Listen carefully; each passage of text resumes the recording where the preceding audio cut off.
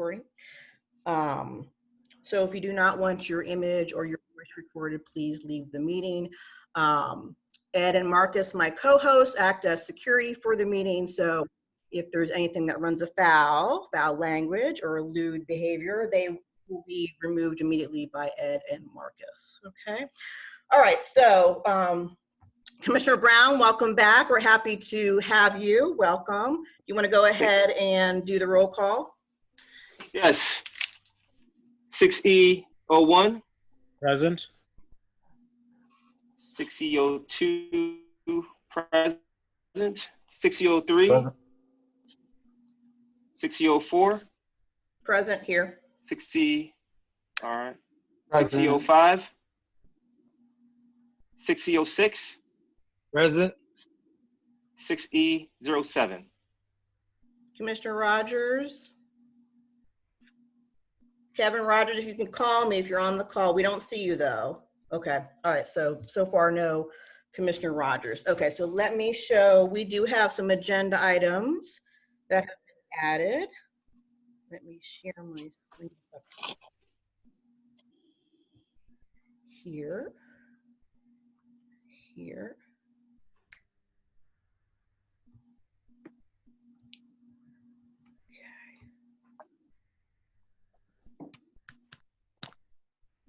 Okay.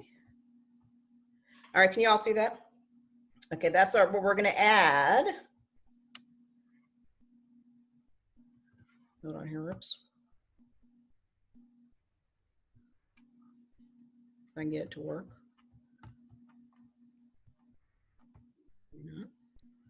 Okay, so we're adding, just so Commissioner Marriott is leaving us, so we're saying farewell to Commissioner Marriott.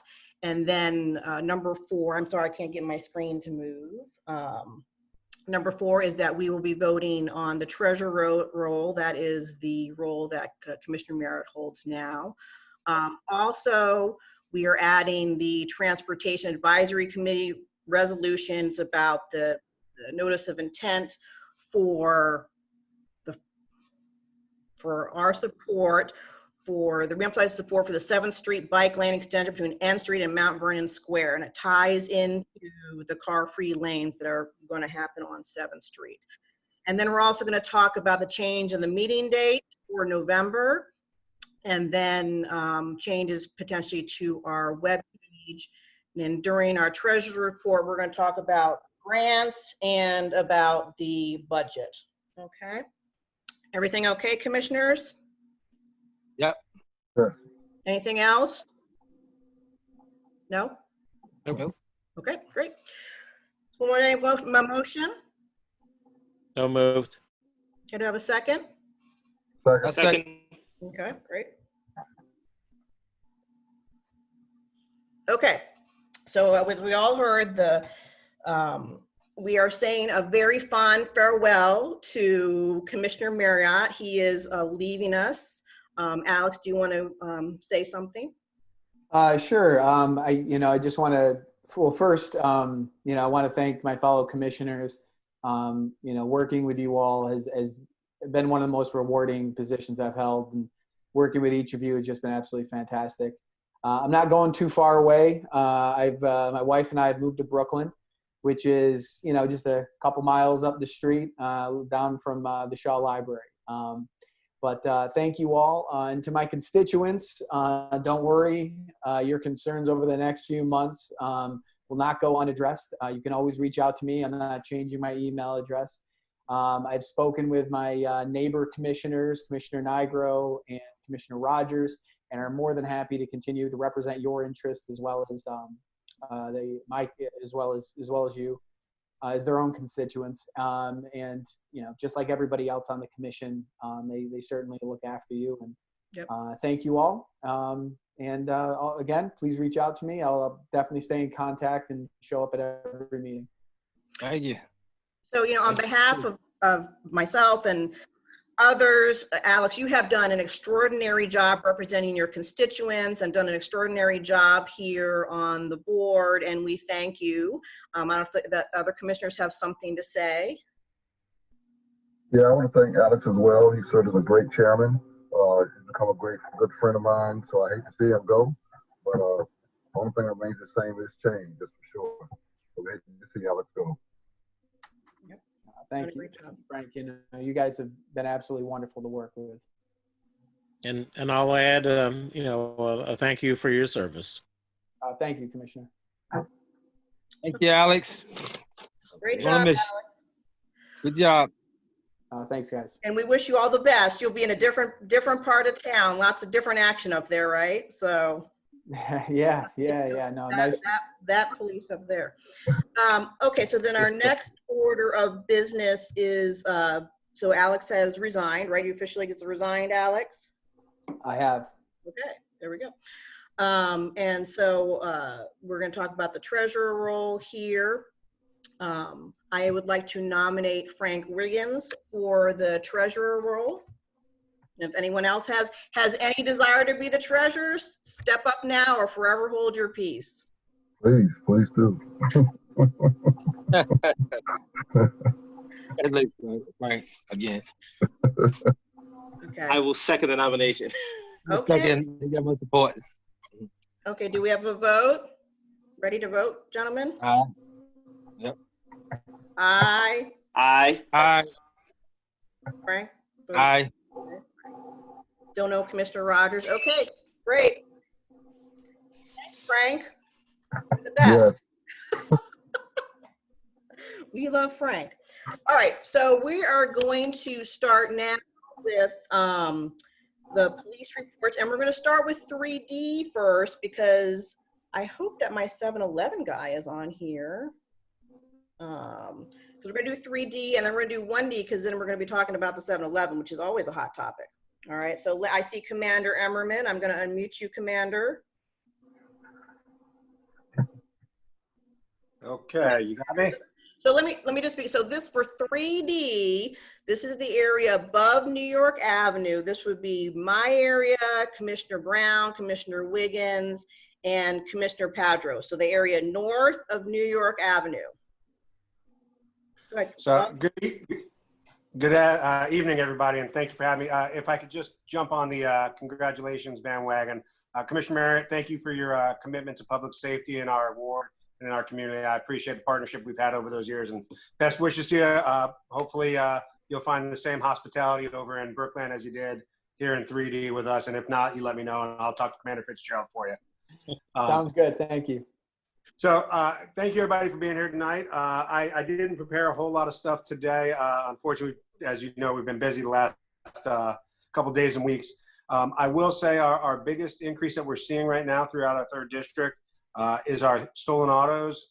The biggest issue involving those is keys left in the vehicles or vehicles being left running unattended while the key fob is in the owner's pocket as they go into either a store to pick up a delivery, or a lot of our delivery service drivers are doing that too.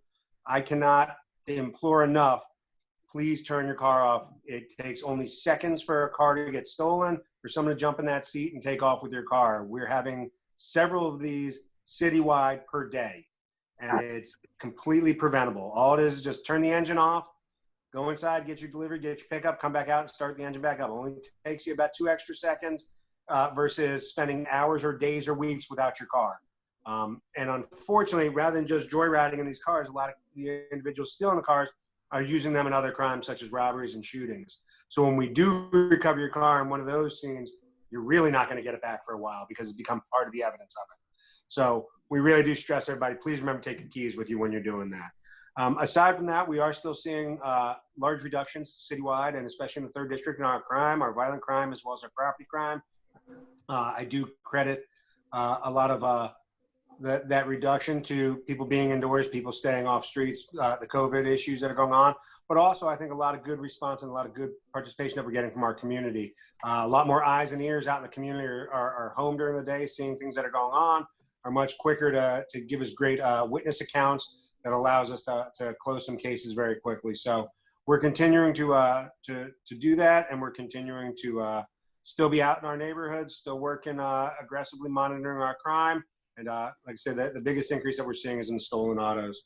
I do have on with us, commissioners, Lieutenant Dahi. I was going to let him talk about a few things. He's up on as far as our homeless encampment, I know has been a big issue that we've heard a lot of complaints about over on O Street and New Jersey. So he's got some issues he wants to talk about that, and I'll let him jump in if you don't Is mind. that Michael? Yes. Okay. I'm on. Hi you there. go. Hi. Hey, hi. So yes, I'm Lieutenant Michael Dai. How are you guys doing? And just a brief on the homeless encampment. So we have been in constant contact with, like, on a daily basis with DPR and Human Health Services, just keeping them updated. My officers have been checking that on a nightly basis. We're basically looking for water spigots and outlets in the homeless encampment over at the park at, what was that, 4th and P Street Northwest. And so far things have been pretty peaceful, but we're trying to do a lot more outreach with the Health and Human Services. And if you guys have any questions right now, I'll take some of them about the what's the fencing around the park or any future projects that may be going on. So what we're gonna do, officer, is we're gonna take questions from the commissioners first, okay? And then as a Okay. local 3D level, and then we'll take questions from the community. All right, so just hang tight. Okay, well, all good. All right. Okay. All right. Okay. So 4th and P that's my single member district. This is Commissioner Michael Brown. As you know, I've been out of DC from April to end of July. So when did these encampments start popping up? It's just The one we're talking about is the 400 O Street, the one that's at the park by New Jersey and O. So right. We're a block off it. That one started several months ago, and probably in the last few months has grown exponentially. I'd say I would call it a full-fledged commissioner. I see you getting ready to start. I know. But I would say it's probably been an individual in that park for at least a year, if not more. But the growth to which it is now has been probably the last 6 months, maybe a little longer.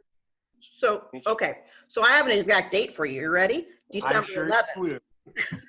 You know, so it's December 11th is that when that started. And so constituents, many people are involved as far high levels within the human service organization and DPR and DGS. And so I thank the police for monitoring the situation there. Be on the lookout for a future meeting. Actually, there will be a meeting about that park on the 15th of this month. I'll be announcing that all over the place. So, and that will involve DPR. And are you aware of that, Commander Emmerman? Yes. Yep. Okay. So, well, wait a minute. I noticed it in July. I had come back for a few days. I noticed a community in July that wasn't there in March or February. So when did it start to grow? I mean, December 11th may have been a few people. Right about, I would say it is more like June-ish, but it's been going on since December 11th. Someone's been in there for about 10 or 11 months, and yeah, in the last probably 4 or 5 months, neighbors moved in.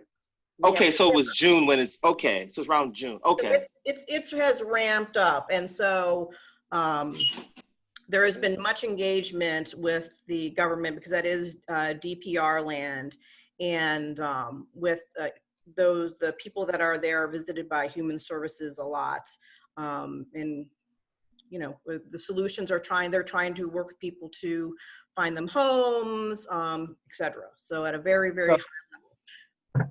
I would say, you know, some of the issues, and it is a very complex problem. There are, in addition to homeless issues, there are some mental health issues in the park. There are also some substance abuse issues. There are also some chemical dependencies.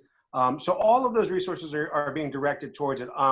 During the pandemic, though, there's also limitations on what DBH and DMHHS, Department of Health and Human Services, are doing with these encampments because we don't want to further put these individuals at risk of the pandemic. So frequent periodic cleanups are being done. I think they put in a hand washing station in there, or at least I think that was part of the plan. If they have porta potty. So things that we're trying to work on, but we have also spoken at length with a lot of the residents in the neighborhood because we do know the impact that it's having on the homeowners. I mean, individuals coming onto their property to use electric outlets, to charge phones, to use water hoses, to clean, to bathe, things like that. So I know it's very frustrating for the community. It's not an easy solution. I wish I had a super easy answer to it.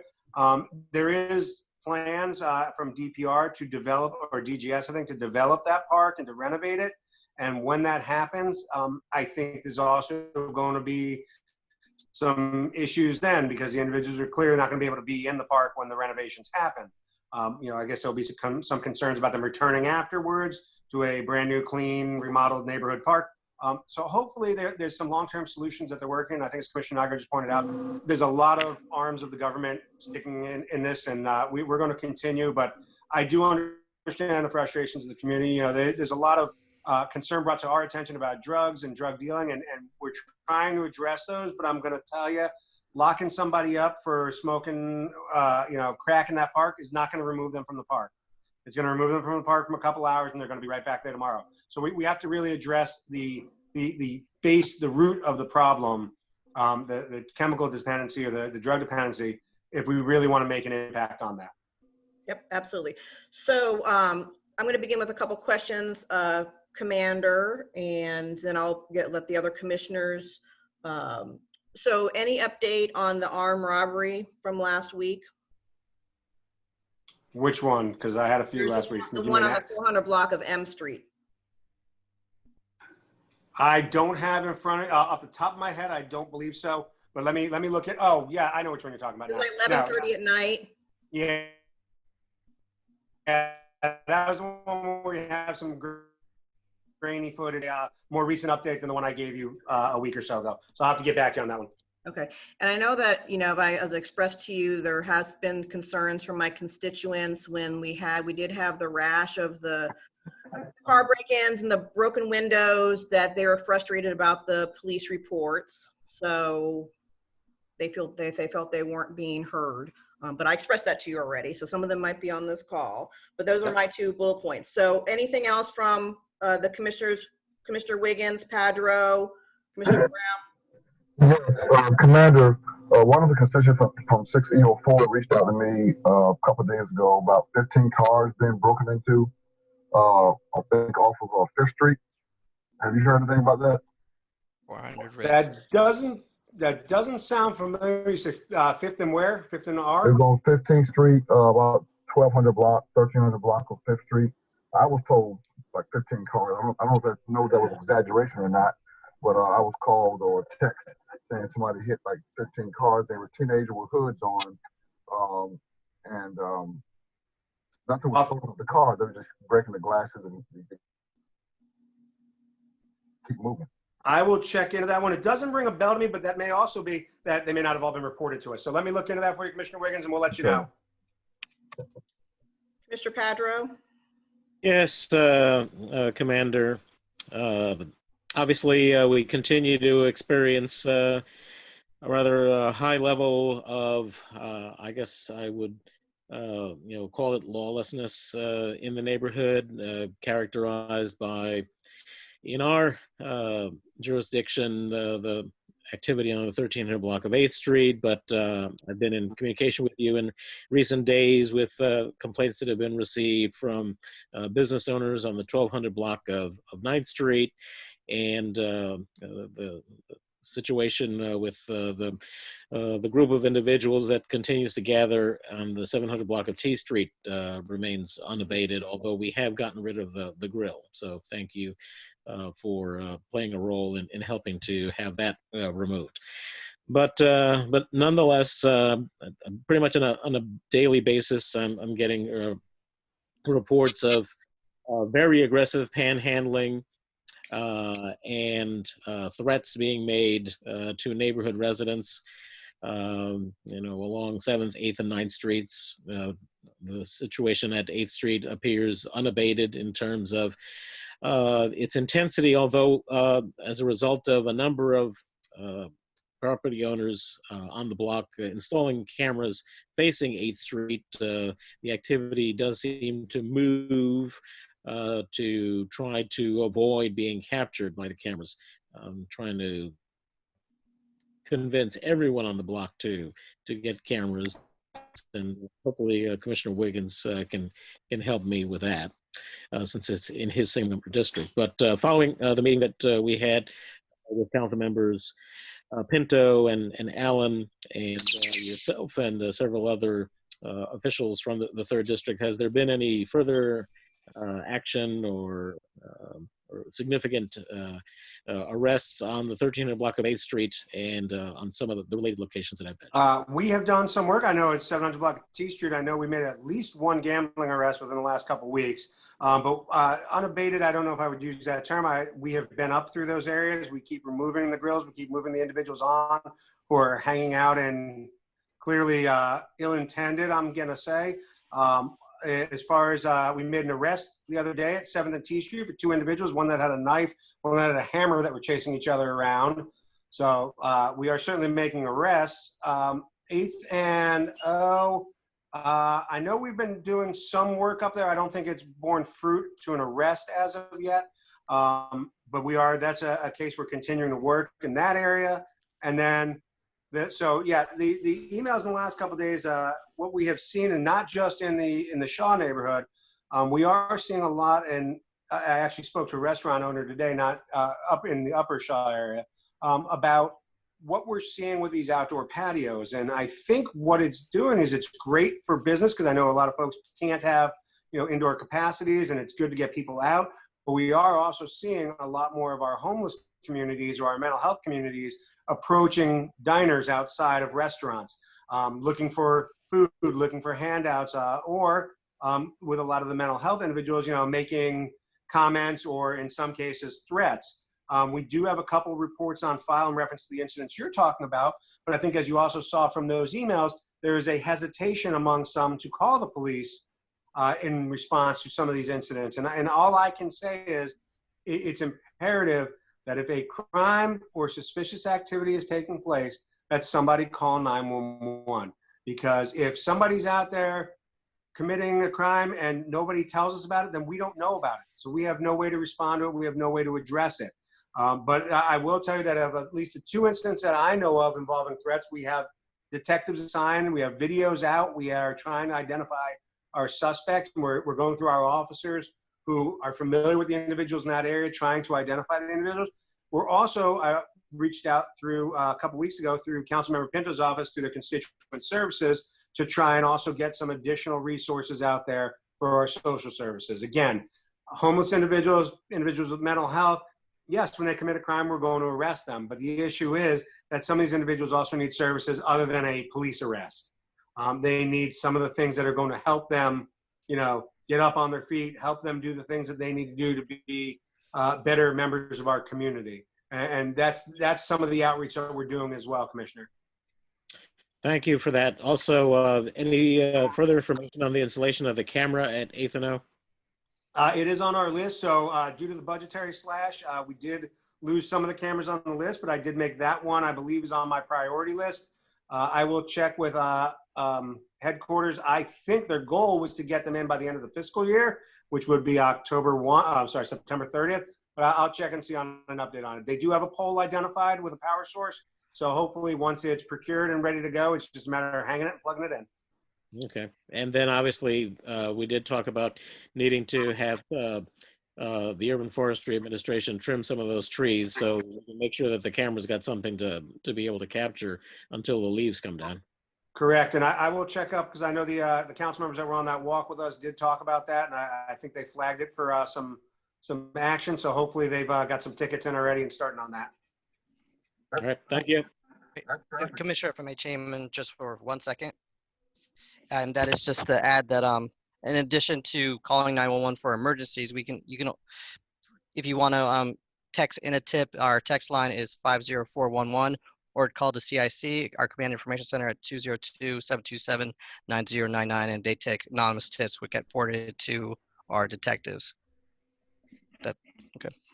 Any other questions from the commissioners for 3D for Commander Emmerman before I open up to the community?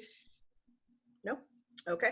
Orly, I see you with your hand raised. I'm going to unmute you first. So anyone who wants to, this is for 3D for the area above New York Avenue, okay? Go ahead, Orly. Hold on, Orly. You got to unmute yourself. Or you have to unmute yourself. Oop. I wanted to ask about the near weekly gunfire on the 400 block of N Street. There have been like 6 or 7 shots fired, incidents of shots fired since July 1st. So, yeah, actually, I would probably say 6 or 7 is probably an understatement. We have experienced citywide, and definitely in the 3rd district, I would say an increase in our gun violence activity. So our sounds of gunshots.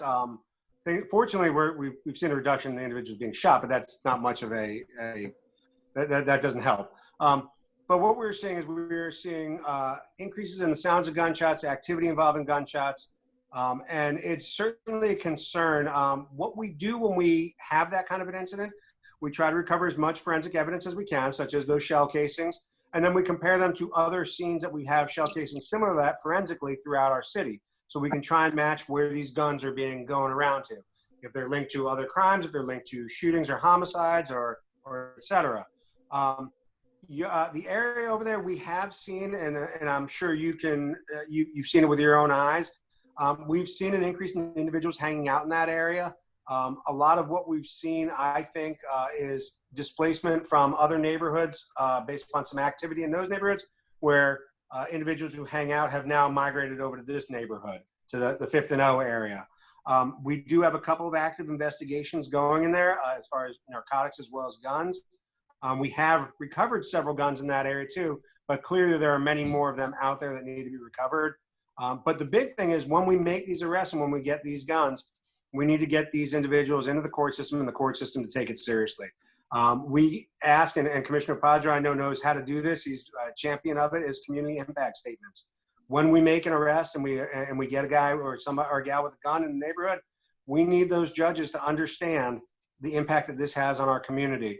And they take those community impact statements from ANCs, from civic associations, from organizations, from groups of people, and they can look at those and use those when it comes time to sentencing. And I think that's really an important tool that the community has to get their voice heard. So we publish our arrests every day on our Google blog. So please keep an eye out for that. And if you see something that's out there, you can always reach out to us for additional information on that arrest, and we can give it to you. And that way the ANC or the neighborhood associations can work to get those impact statements. So I am wondering if we can install cameras, like the CCTV cameras, at the main thoroughfares where the gunfire is occurring, so you will at least have video of it. So at 4th and N, and perhaps at 4th and M, where the armed robbery was. So yeah, the community can install as many cameras as they like on their property. There's a rebate program for the city which will give you money towards installing private security cameras outside your residence. I know the co-op, Northwest Co-op, has some cameras up there. They've also got security walking on the property up there now. They've worked with their association, the co-op board, to get security up there. They're working with us as well. But yeah, we encourage the community to put up as many cameras as you can. Sure.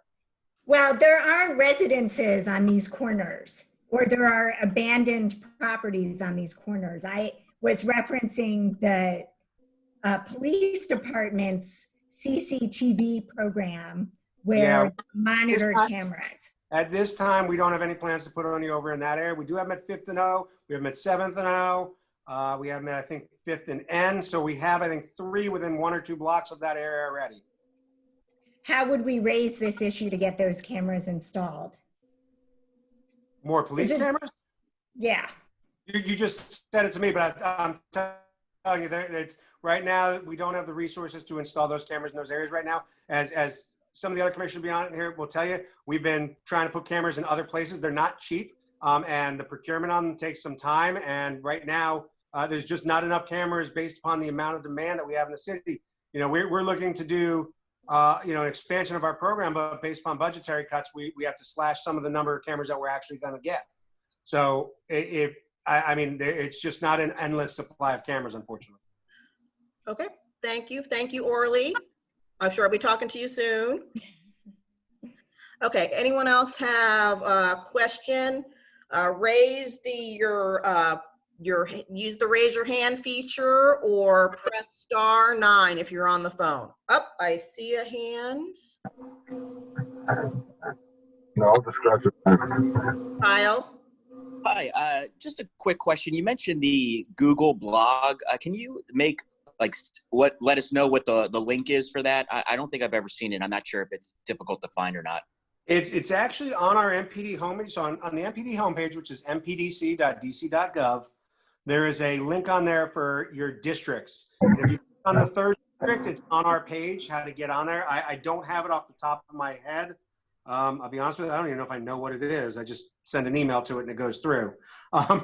But I'm sure I can forward it to one of the commissioners if you guys want to post it, send it out, if that'll work, commissioners, or can one of you pull it off of our website? So Kyle, I don't know if whose constituent you are, but you're welcome to email me and I'll send you the link. Great, and I'll go on that initial website and see if I can find it as well. Thanks for the help. Appreciate it. Anyone else have a question? Oh, Frank? Go ahead, Frank. So, Commander Emmerman, I have video footage I came across today of perpetrators stealing packages out of an apartment building, but you really can't see their faces because they have the mask on. Can I still send that footage? Is there any value in sending that footage to the police department to see if you guys can put this in your database to see if there's somebody that's already perpetrated the same crime somewhere else? Sure. What I would say is definitely send it to us because a couple things. One, there may be something in the clothing, the apparel may be distinct. Maybe something in the mannerisms, the way an individual walks. But the other thing too is if we get another case where that individual is on camera and is not wearing a mask, and we can identify them and maybe make an arrest. When we make these arrests, we do what's called debriefing, where we'll interview our arrestee, and especially in Pakistan, we know they're not just one and done. So when we'll talk to them, a lot of time these individuals will talk about their crimes and we'll say, okay, do you remember any other crimes? Oh yeah, I remember this one. And we can show them the video and say, was this you? Yeah, that was me. And we can charge them in those cases as well. So definitely go ahead and send it over to me. Okay. Okay, I see you, Denise. Hold on, I'm going to mute you, okay? Unmute yourself, Denise. Okay. Good evening. I live at 404 O Street Northwest, apartment 203. My apartment faces the park. And I can attest to those folk have been in that park since December, as Commissioner Nigro has said. My comment is, do the police make runs through that park at night? These people, they seem to be up all night long doing any and everything they wanted to do. And like I say, my bedroom is right at that park. Yeah. Ms. Denise, we do go through the park at night. Again, I mean, if they're up in the park, I mean, we're out there looking for criminal activity, yes. The reality of it is, again, there's only going to be so much that the police are going to be able to do to stop their bad behavior. Again, we've made arrests. We will continue to, but the issue is that's not going to correct it's not going to eliminate the encampment across the street. So it's working with our partner agencies, our social service agent, DPR. We've met weekly with the urban park rangers because we want them to go through there as well. We want them to, that uniform presence is, again, something that may help us, talk to these folks. One of the things that we're doing with DBH is trying to get for lack of a better term, a code of behavior. We want the individuals that are there to understand that there's certain things that as the public and the community, we really want to not accept, we don't want to see in our community. So we're trying to work with them on that. DBH and DMHHS are trying to take the sort of lead on that, but it's in its infancy right now. Thank you. Okay, thanks, Denise. Good to see you. Any other questions for 3D? Press *9 if you're on the phone or use the raise your hand feature. Any other questions before we move on to 1D? No. Okay, all right. I'll stick around for a little bit just in case. Okay? Any other questions, Marcus or Ed? I don't think so, right? No? No, okay. All right, so we're gonna move on to 1D. Do I have Captain Duro on the phone? Captain Duro? Can you raise your hand, Captain Duro? There. Oh, there he is.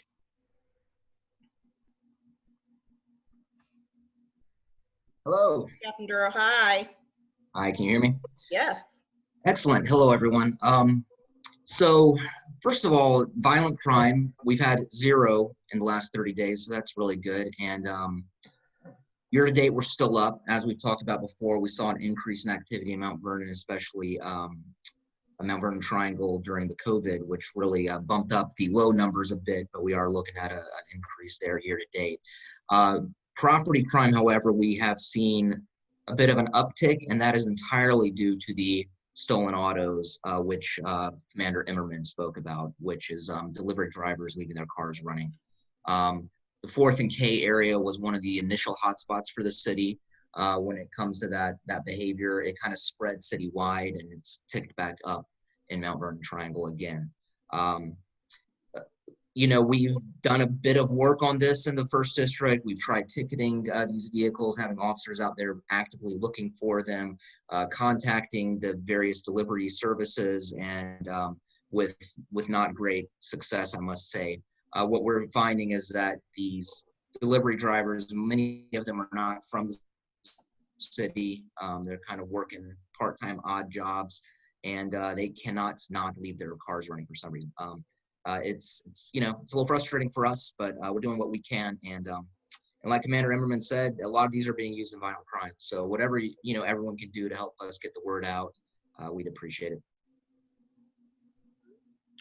Okay, so I'm actually unmuting, as we can talk about at the same time, Mr. Horn. Hi there. Hey, Mr. Horn. So while we're talking about 1D, I've also invited Mr. Horn, who works for 7-Eleven. Hi. Hello there. So my name's Joe Horn. I'm the Senior Area Manager for Flagship Operations for 7-Eleven for the East Coast.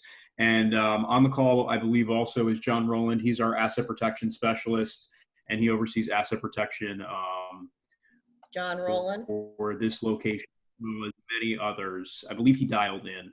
I'm not sure if he's still on. He was on Mr. earlier. Rowland, if you press *9, so I can see your, there you are. Okay. Mr. Rowland. You're gonna have to unmute yourself. Mr. Rowland. Hi, everybody. Can you hear me? Yep.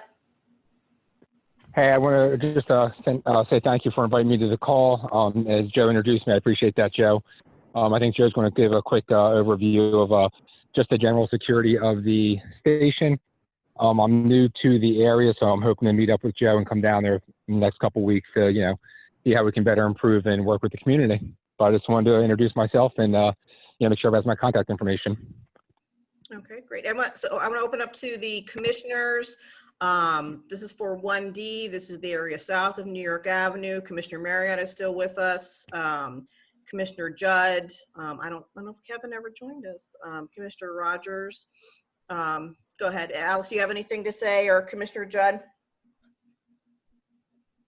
Well, so I don't know if I'm still allowed, but I wanted to kind of hear a little bit more detail from the 7-Eleven staff over, you know, changes they've implemented to heighten security. Absolutely. We'd love to share. So, you know, we have an SPO who works varying overnight hours to provide security for not only the store, but also the area in front of the store. Some of the feedback that we've heard from different commissioners and, you know, from the Mount Vernon Triangle is a concern from constituents over loitering and aggressive panhandling in the area. So we've done some partnership with MPD as well on, you know, individuals who are behaving inappropriately. We also have the outdoor seating area, and we've instructed the staff and anybody on the call who frequents the location may have noticed that there are certain days that the tables are not set up or they're closed early. We're doing that to deter unwanted guests. You know, we want those tables to be utilized for those who are enjoying our food and, you know, having lunch or having dinner or breakfast. But certainly when it becomes a hangout spot for unwanted guests, we're acting urgently and making changes to, you know, mitigate anything that we can in those situations. That's a brief overview of kind of some of the changes we've made on site. Commissioner Judd, do you have anything to say? Where'd you go? Can you hear me? Yep. Okay. Yeah, I want to commend the officers. They're doing a good job because they're moving the guys around. their presence are being there due to the fact that we don't have a lot of lighting on New York Avenue. They're doing their best because I can see a lot of times that they're breaking a lot of guys up from hanging around, sitting in chairs on the middle of the sidewalk and stuff like that. And their presence is very known right now. But and the officers getting a lot of people getting to know the officers, and they've been getting out of the vehicles as well as this. It's not just sitting in the cruisers. But I want to commend them on they doing a tremendous job on the difficult part that they're having right there. Because it is a busy area, a lot of people coming in and out. Thank you. Thank you so much for that feedback. Yeah, we've noticed increasing hangout on New York Avenue, and it's definitely something we've been trying to address. So that's encouraging to hear. Thank you. I think that might have been Commissioner Merritt's last hurrah talking about the 7-Eleven. So I just as a final thing, I'm just wondering if they're the same individuals that are repeatedly causing trouble, and has there been any consideration to ban certain individuals if they're violent or show negative behavior when they're on the premises? We've done quite a bit as far as bar notices with individuals that are disruptive to either the store or the area in front of the store, and MPD has been a great resource in enforcing those when those individuals return to the area. So we do have a procedure in place, and we certainly are taking action with individuals who are acting inappropriately. Okay, any other comments from the commissioners from 1D before I open up to the community? I actually have a question for the 7-Eleven team. So this is related to the 7th Street and Rhode Island Avenue location that suffered a fire recently. What can you share anything about plans for reopening the store? Thank you for asking that. And actually, let me clarify a little bit. So the site on 5th and K is a unique location, and it's actually managed by a different branch of 7-Eleven. So I oversee locations in Virginia, New York City, Washington, D.C., and they're Evolution flagship sites. Unfortunately, that's not under my umbrella, that location, and the only site within D.C. would be the one on 5th and K. That both John and I, are in charge of. So who do we talk to about that? I can get you the information. I would have to look up who oversees that site. I can absolutely send that to you, Commissioner. Thank you. Okay. Anyone from the community wants to talk to Captain Duro or members of the 7-Eleven team? This is for the area that is south of New York Avenue. Use the raise your hand feature or press *9. No one? 7-Eleven's a hot topic, man. Okay, I guess not. Maybe not tonight. Last call. Any questions? Oh, Alex Merrick. What? Well, now as a resident, constituent, to a certain degree. With regard to how many people, would you mind sharing, have been banned due to violent behavior or negative behavior in some way? I don't have an exact count, but I can tell you we have a binder filled, and we've received feedback to make that binder accessible with pictures for many of the individuals to MPD, so that when a situation comes about or an individual returns to the store, we have that information readily accessible. It's certainly over 20 to 30 easily individuals at minimum. And when they're caught, coming back, and you say, kind of move on, is that is that repeated, or do these individuals kind of get the message and you slowly stop seeing them return? So I would say it's 50-50. We certainly have some individuals who have gotten the message that they're not welcome, and there's a few who we're still challenged to keep clear from the area that we have to remind almost daily. There are a few. Okay, great. Okay, it's the last call for members of the community for 1D to talk to Captain Duro or members of the 7-Eleven team. Use the raise your hand feature or press *9. Okay, okay. All right, we're moving on. All right, thank you, Captain, and thank you, Mr. Horn. Thanks. I'll see you in the store. Bye. Okay, so next we have the highlight of the meeting. We are very honored to be joined by Director Miller, who is the director of the Board of Elections. Alice Miller, I'm going to unmute you, Director Miller. Director Miller? Yep. Yep, okay. And then Mr. Bennett? See where he went to.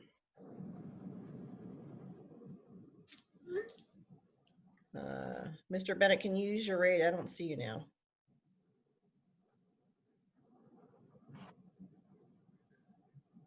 Mr. Bennett, can you use the raise your hand feature, or Ed or Marcus, do you see Mr. Bennett? I do not. He was here. Mr. Bennett, if you're still with us, use the raise your hand feature or press *9 so we can unmute you. But let's continue. Director Miller, thank you very much for accepting my invitation. This is a big topic, voting and how we're going to vote, the procedure, everyone's talking about it. And so, oh, there he is. There's Mr. Bennett. Mr. Bennett? Yep. Hi Mr. there. Bennett, welcome. Thank you for joining us. Mr. Bennett is chair of the board, right, Mr. Bennett? Yeah, that's correct. Okay, great. So if you and Director Miller could, you know, speak about what's going to happen and the procedures and what our constituents can do in terms of voting and when they're going to receive their ballot, if by the mail, et cetera, et cetera. The floor is yours. Okay, well, why don't I just start out, and thanks for the invitation. Michael Bennett, I chair of the board. Alice Miller is the executive director of the board and knows a whole lot more than I do, but I'll kind of give you the highlights and let her jump in and answer any questions or give any further detail. One will be by statute, the council and changed the law that require we send a ballot, at least for this, for the general election, to all registered voters. So we'll be sending ballots to every registered voter in the District of Columbia. We will start voting, and we're calling it election week instead of election day, trying to encourage people that are in-person voters to vote early. Voting will start on October 27th and go through November 3rd. The ballots that we send out will go out the end of, will go out the first part of October. We're still in the process of finalizing the ballots. There are certain legal requirements relative to how long people have to challenge ballot access and those kind of things. The fact we're having probably hearings most of the day tomorrow to resolve all these issues around ballot access, all these challenges rather around ballot access. So, and then the lottery for that the candidates will go through a lottery to determine where they stand on the ballot, if they're first or second or third. That's going to be on September the 11th.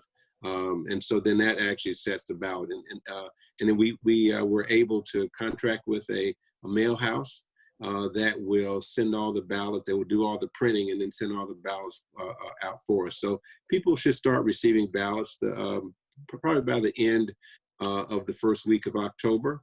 The ballots will be tracked through the Postal Service.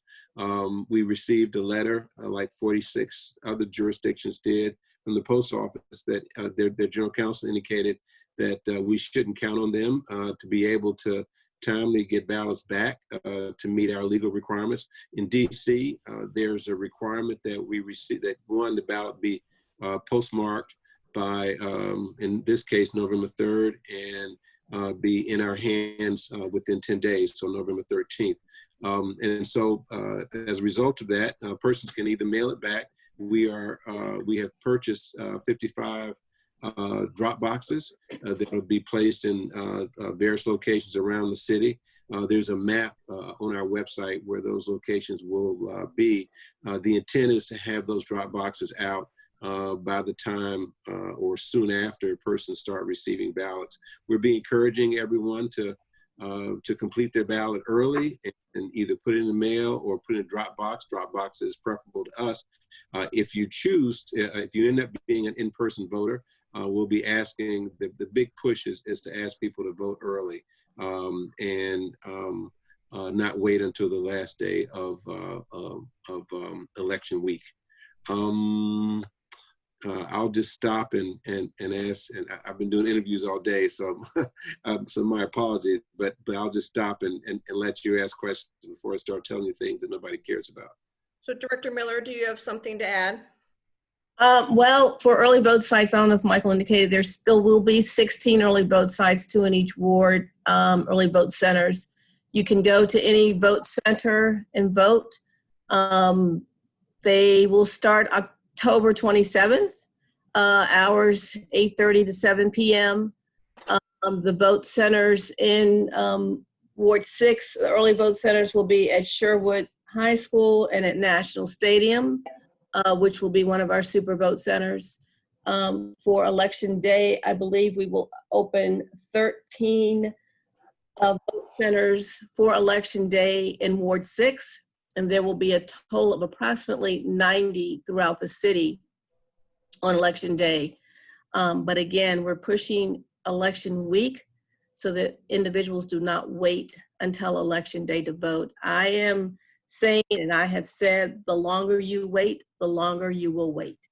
So that's just where we are with this election. As the chairman has said, everyone will be mailed a ballot, and it's our wish that folks will take advantage of that and definitely either mail your ballot or drop it at a mail ballot drop box, or you can drop it at an early vote center without waiting in line if you should decide to go that route. So that's about the highlight, and we will of course take any questions that you may have. So I have The other thing I'll just add to that is that because these are vote centers, it doesn't matter where you live. You're able to vote in any of the vote centers anywhere in the city. You know, you won't. There's no restriction in terms of where you vote as it is when we open precincts. Great, thank you. So I guess Director Miller, did you mention that the Capital One Arena was going to be a super voting center? Is that okay? Because that's close to our ANC. So it's the Capital One Arena and National Stadium. That's correct. Okay. And then what are these people have asked me, what are these boxes going to look like, the special ballot boxes? Do they look like a bigger mailbox, or what are they going to look like? So the mail drop boxes are 400 pounds. They are 6 feet high. They're galvanized, and they will be very easily identified. They will say DC Board of Elections mail drop boxes, and we'll have pictures of them once we get them in. We don't have them yet. We won't have them until the end of September. And once we have them, we'll put them on our website with a good picture of them. But you will see them throughout the city. If you go on our website now, you will see where the locations of them will be set to be set. Where they'll be. You just have to go on our website, on our splash page, go under voters, and you will see where they're set up, along with where the vote centers will be as well. Based on your address, you can do it that way. So are they bolted to the ground, or? They can be bolted. They have the ability to do that. I think that is the idea, but they do weigh 400 pounds and 6 feet high. But yeah, the idea is to have them bolted. Yes. Okay. How many boxes is there? I'm sorry? How many boxes are there? 55. 55. Commissioners, do you have something for Mr. Bennett or Director Miller? Alex Padro? Nope. Well, actually, a question for Commissioner Judd. Do you still have an outstanding issue in terms of your ballot access? I haven't got a response from yet. I tried to get in touch with the people down there, but I haven't got a response yet. This is your opportunity to make sure you get a response. What is the question? The question is that I put in my ballot to be on the ballot for election, and I think my name hadn't appeared on it, but I got all my paperwork. For ANC, what? Yes, ANC 606E. 606E. What's your name? Alvin Judd, Sr. Alvin Judd. And it's 606E, you said? Yes. Okay, 6806. 606. I'm sorry. Alvin Judd Sr. Ward Yes. 6. Okay, well, I'll have to look that up. I'll have Karen Brooks follow up with you tomorrow, okay? Can you, I'll have her follow up with you tomorrow and see what's going on with that. You never got paperwork from her to indicate one way or another if you had made the ballot? I got the paperwork for the ballot. You got the paperwork that indicated what? That I was on the ballot, and I have not received that. We did it by phone. We had to take a picture of it and send it your signatures in, and they said when I called in, they said it was done, and I haven't received anything else. I'm not sure that you would just yet. If you got an indication from her that said that you were preliminarily qualified for ballot access, then you should. Okay, you can go on the website and see if you have you looked on the website to see if your name is still on there for that ANC. Have you done that? I haven't seen it. Yes, I did. Did you see your name on there? No. Okay, go on the website and check, but I'll have her follow up with you tomorrow. Okay? Okay. All right. Thank you. Other commissioners have Thank you. questions for Mr. Bennett or Director Miller before I open up to the community? No? Okay, great. All right, so I see Miss Lewis here. Yes, thank you. My name is Janae Lewis, and I have a question for either representative from Board of Elections. I am a candidate for DC City Council at large, but I've received several inquiries from the community because the information on the website for the listing for 2020 candidates is incorrect. The PDF that lists addresses and phone numbers lists, the heading says candidate's address, but it actually lists the address for the campaign, which is not always the same as the candidate's address. And I know that several candidates have requested an update so that voters can be properly informed, but it hasn't been corrected. And I was wondering if you all had information about when that would be updated. So it has the candidate's address and not, it has a campaign address and not the candidate's address. Correct. The column heading says candidate's address, but the address that is listed there is actually the campaign's address. Okay, so we'll have to take a look at that. Okay. It may be based on what the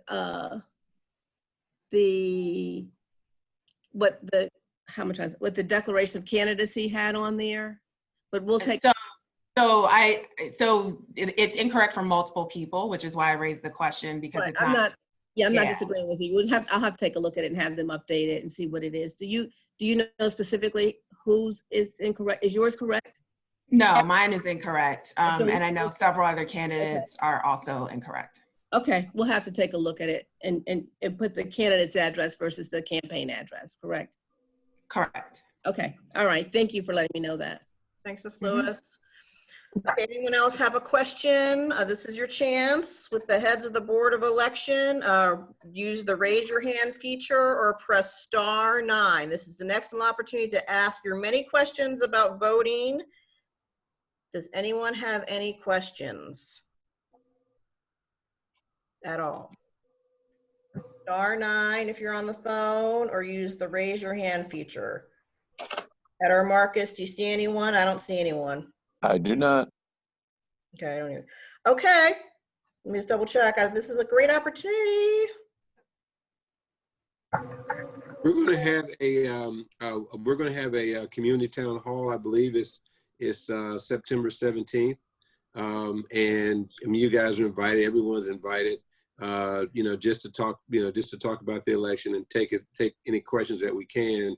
It'll probably be for about an hour and a half, and the bulk of that time will be just to communicate the way we're doing now. So hopefully you guys will get notice. I think we've asked that all the ANCs and council and various community organizations that we interact with be made aware.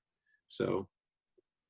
Okay, great. Well, we thank you for your time. Once again, I was pleased that you guys accepted my invitation, and we look forward to Election Day, and we hope it all goes smoothly. And if we have any questions, we'll be sure to reach out to you on our behalf of our Okay, constituents. election week. Election week. Election Thank week. you. It's branded Election Week. October 27th through November 2nd. Last day to vote, November 3rd. Everyone remember that, branded Election Week now. Okay. All right. Use the Thanks so hashtag, much. We right?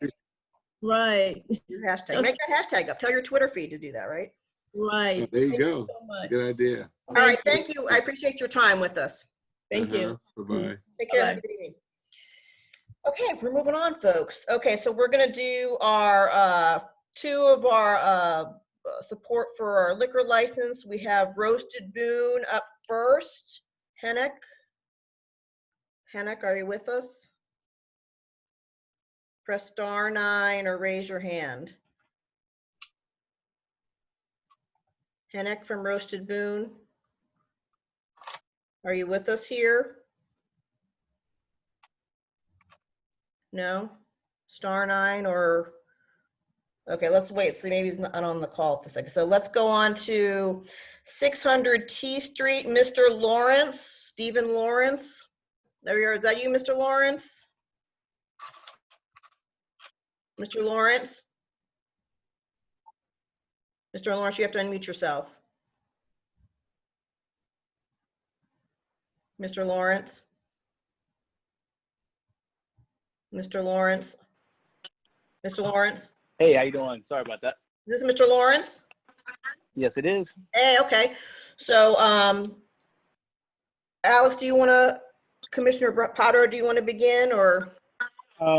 Sure, I can start out. So Mr. Lawrence is the owner of 600T, which is located at 600T Street Northwest in our jurisdiction. We last supported his license renewal last year in 2019. He's currently before us because he has applied for a substantial change in the form of a summer garden endorsement for 28 seats. So, Mr. Lawrence, if you'd be so kind as to describe the nature of the summer garden, and then after you do so, I will be able to report on the recommendations of the ABC Licensing Committee. This is located in ANC 6E02. Okay. Hey, everybody. Yeah, basically, in response to the situation with COVID, we're trying to maintain our livelihood, really, and going to the patio was the obvious choice. So we've laid down the paperwork to try to get everything, and I guess, correctly done for outside seating. It's 28 seats. It's about 6 tables with COVID restrictions, and we go from 5 o'clock to midnight. Right now, we're just doing Thursday, Friday, Saturday, so things can improve. But it's pretty straightforward, just trying to provide service for the community and also do it safely. Outside is the obvious selection with that. So that's where we are. So, Mr. Lawrence, thank you for participating in the conference call that was held by the ABC Licensing Committee meeting last Thursday. And per that conversation, we did discuss that your capacity is intended to be seated in that space, that there will be ending capacity, and that your hours of operation will cease at midnight, which is the ANC 6E standard. So with those understandings, the ABC Licensing Committee recommended that the full commission support the substantial change request for 600T. And actually, I would also recommend that we support stipulated license in this instance. So it actually hasn't come up before. In many cases that we've handled in the past 20 years as to whether or not the ANC has the ability to ask that the ABC board issue the substantial change on an immediate basis, but I would recommend that we do make that request and that we support substantial change on a stipulated basis so that 600T would be able to begin its operations immediately instead of having to wait for the normal course of approval by the ABC board. So so you're asking for a stipulated, and help me out, Alex. What So is yeah, it? so the I mean, obviously, I would ask Commissioner Brown first if he wants Oh, yes, I'm sorry. to make a motion in this relation, since it's in his single member district. But my recommendation would be that we support the substantial change. Specifically stating that this is only for seated capacity, that there's no standing capacity in the summer garden, and that we also support that the substantial change be issued on a stipulated basis, so that service can begin immediately while the ABC board follows its normal process of approval. I have no problem with the recommendation, Alex. I'm fine with it. All right, and then also in addition, for those of you who are on the call, last month we talked about bringing into the discussion that our applicants would be reaching out to the Office of Neighborhood and Community Engagement for basically workforce development when opportunities come out. I had talked briefly with the associate director. I have not heard back with her. I talked with Mr. Lawrence and the other applicant about would they be willing to do that, and they were very is that correct, Mr. Lawrence? You're okay with that? Yes, ma'am. No problem. Okay. So when I get back with her, and whatever procedure, whether it's a phone call or an email, as I stated, we're not anyone's mommy, okay? So this is a good faith effort, and from talking to both of you and Hennock, that you were very supportive of the idea. Okay. Okay. Alex? So I'll go ahead and make a motion that ANC 6E support the substantial change application for 600 T located at 600 T Street Northwest, and that we further support that the substantial change be issued on a stipulated basis so that the establishment can begin service immediately. And that we Second. report this to the ABC board and ABRA. Yeah, I second. All in favor? Aye. Aye. Frank, you in favor? Okay, great. Okay, Alvin, where'd you go, Alvin? Alvin, we didn't hear you, Alvin. Hold on, gotta mute you. Alvin? Aye. Okay. Okay, all in favor. Thank you. Motion passes. Thank you very much. Oh wait, I'm sorry. I forgot. I see John Shaw. Wait, let's talk for community comment. I'm so sorry. So please accept my apologies. So does anyone have any community comments? So I see John Shaw. Yes, I'm having trouble trying to visualize where 600T is. What is the business that's there now? I don't. It's like beyond where the Howard Theater is. I'm trying to visualize 6 and T. The 600 should be the first property. In the basement of the building that is next to Rito Loco Kitchen. Oh, okay. 600? Yes. That should be 600 and something, shouldn't it? No, it's 600. Anyway, no, I know the bar in the basement. No, that's fine. So they're going to sit out in front in the little area in front. No, it's in the back. Oh, it's in the back. Okay. I didn't even know there was a back. Okay. I'm cool. Thank you. Thanks, John. Any other community comments? This is for 600 T Street. I see one person's hand up. Oh, he's next. That's Henna. Oh, okay. That's Henna. All right. Thank you, Mr. Lawrence. Okay, thank you guys very much. I really appreciate it. All right, now we have Henna. I'm going to unmute you, Henna. Hey, Commissioner. Hi. Can you hear me? Yep. So How you doing?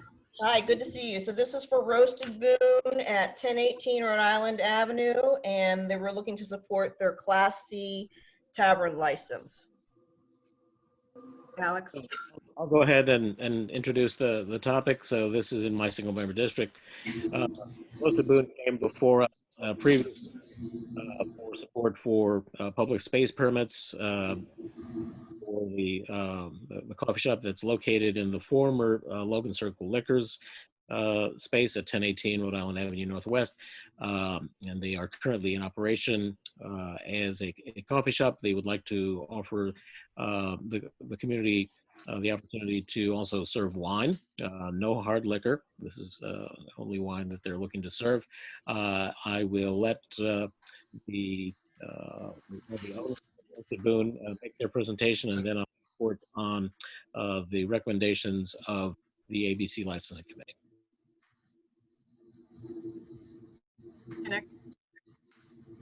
Thank you, Commissioner Nigro and Commissioner Alex. My name is Henok Melke for the Roasted Boone, co-owner for the Roasted Boone Company. Again, just to reiterate the nature of the operation, we're looking for support from ANC for our Class C Tavern, serving as a wine and coffee bar. Basically, we're applying for a sidewalk cafe endorsement with 20 seats, 20 total seating inside is an 18, occupancy load of 50. Hours of operation inside premises, along with the sidewalk cafe, is Sunday through Saturday, 6 a.m. Through 12 a.m. And then our hours of alcohol beverage sales and service and consumption inside the premises, along with the sidewalk cafe, also Sunday, Saturday, 8 a.m. through 12 a.m. Great. And we're also looking for support for a stipulated license from the ANC as well. Given the permit from Opera. So, Mr. Melke, if you would also expound on why a coffee shop needs a liquor license. That last part, Commissioner Padre. Yes, if you could explain why you're applying for a liquor license, how this ties into your operation as a coffee shop. Yeah, absolutely. So, as a coffee and wine bar, our main focus is to promote our culture from the East African region and Eritrea specifically. Again, just to introduce, our culture to the neighborhood has kind of been our primary focus with myself and the co-owner, and we think that this would be a great asset to the community. We've had a lot of support to date with both the coffee and the wine that we are currently applying for. Thank you very much. And obviously, this is a very challenging time for small businesses, and the opportunity to also be a wine bar in addition to a coffee bar, expands your revenue generating possibilities.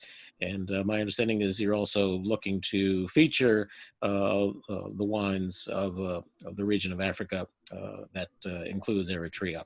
So I have had one neighbor express, some concerns about potential noise from the outdoor seating. I explained to him that the commission standard, which is reflected in the application, is to allow outdoor seating until midnight, that there is only seated capacity here, and I want to make sure that our written support for this application reiterates that it's only outdoor seating, only seated capacity for the outdoors, no standing capacity, so that there will never be more than 20 people outdoors at any time.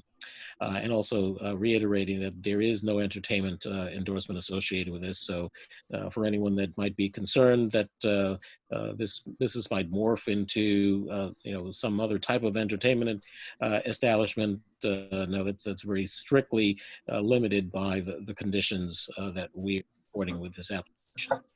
So the ABC Licensing Committee did hear the presentation, asked some questions, and did recommend support by the full commission. And since this is in my single-member district, I'll move that Wait, hold up, ANC Alex. 6. Let me just think, do any of the commissioners have any other comments about this? Anyone from the community? This is the Roasted Boone. It's really cute little place. At 1018 Rhode Island Avenue Northwest. Any questions from the community about this before Alex makes his motion? Use the raise your hand feature or press *9. Any questions from the crowd about the Roasted Boone's ABRA application? Okay, I don't see any questions. Okay, Alex. I move that ANC 6E support the new Retailers Class C Tavern license application by H&O LLC, trading as the Roasted Boon Company at 1018 Rhode Island Avenue Northwest, with the provisions that the seated capacity of 18 in the sidewalk cafe, restricted to seated capacity only, no standees, that there be no entertainment endorsement granted to this establishment, and that we also support a stipulated license for this establishment, and that we communicate this support to the ABC board in Ann Arbor. Okay, let me unmute Alvin here. Hold on. Okay, we're all unmuted. Do you have a second? I'll second. Okay, Alvin seconds. All in favor? Aye. Aye. Frank? Huh? One abstention. Okay, Frank's gonna abstain. Michael, you voted? Michael Brown? Aye. I'm Aye. sorry, aye. Mr. Rogers, did you ever join us? I don't think so. Okay. All right, great. Thank you, Hennek.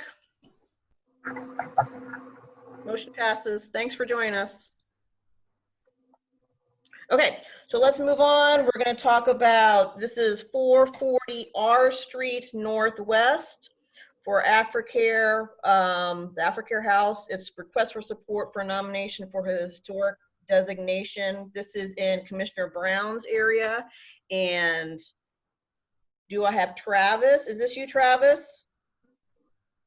Who's doing the presentation? Travis? Okay, let me unmute you. Okay. Can you hear me, Travis? Who else will be joining you?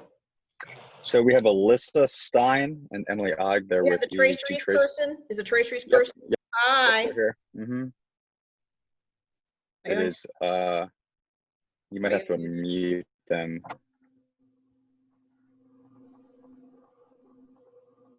Wait. Are you unmuted? I can't. I think you have to unmute yourself. Alyssa or Emily, are you guys there? Can you hear? Ed, Ed and Marcus, can you see if you can unmute her? EHE Traceries. Okay, let me work on getting your presentation up here. 1 second. Sure. We also have our architect, Charles Warren, on the Zoom with us. Okay, 1 second.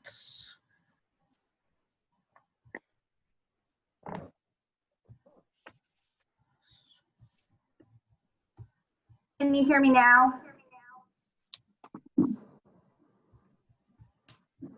Yes. Okay, great.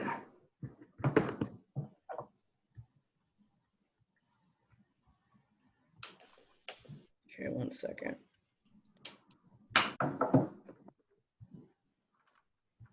Hold on.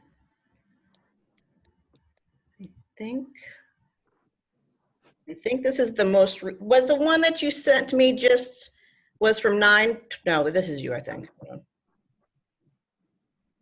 We sent you 2 files, one focused on the landmark application and one centered on the concept correct? application.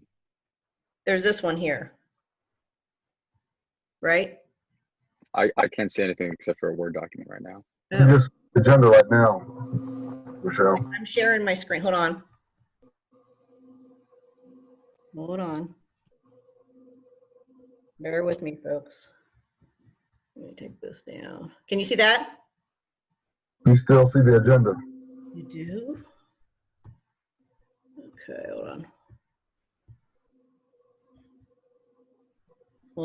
Hold on. Let me start over. Bear with me, everyone. I apologize. No worries. It was an email from Melissa on Monday, August 31st. Yeah, no, I have it. Okay.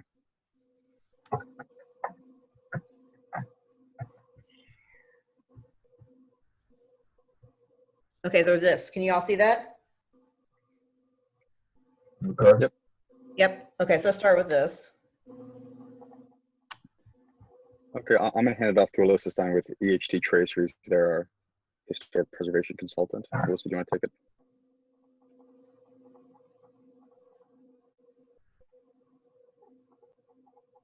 Aye.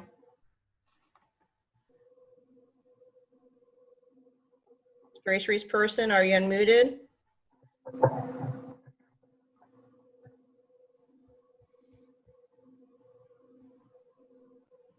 Ed and Marcus, can you see if she's unmuted?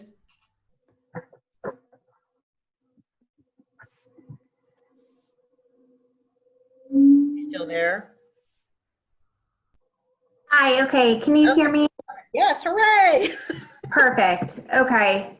I'm having some feedback issues on my end. I think it's my computer, so I'm gonna try and join by my cell phone, if you can unmute me that way.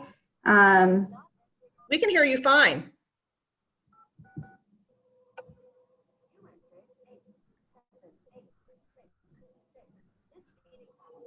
So Ed and Marcus, when you see her call in, can you admit her? All right, hold on for just a moment, I apologize. It's okay. No big deal. Welcome to Zoom. Enter your meeting ID followed by pound. Patience of the saint with the Zoom technology, right? So.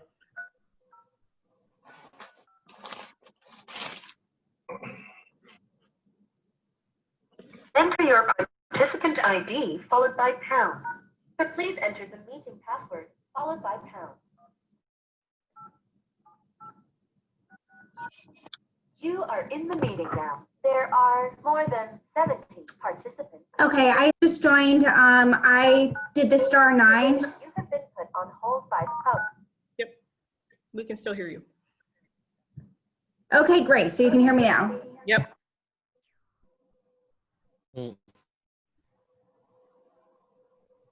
Go ahead. She's talking. Ed and Marcus, can you see her? I can't. I don't have her. I can't see her with this up. I missed the telephone number. Do you see anyone trying to get in with a phone number? It should be 301. I admitted her. Can you unmute her? If I knew the number. Oh. It's 301-646-9884 should be the phone number. You see that one on there?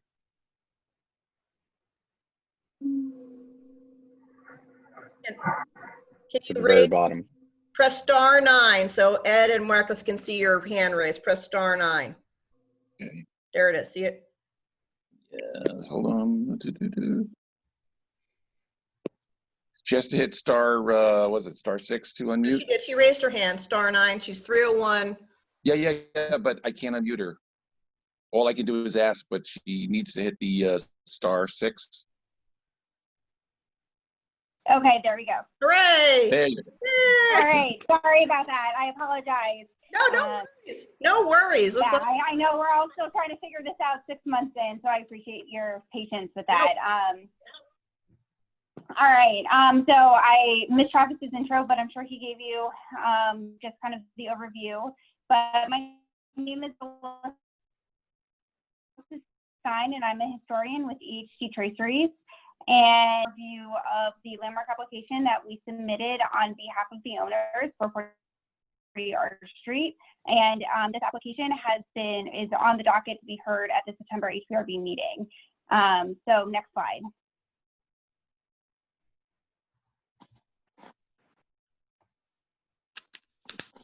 There you go. Perfect. So just a brief overview of the site. I'm sure you're all familiar with it, but the Moore School is located 440 R Street between New Jersey Avenue and 5th. It is just south of R and is bound to the east and to the south by a public alley. Next slide, please.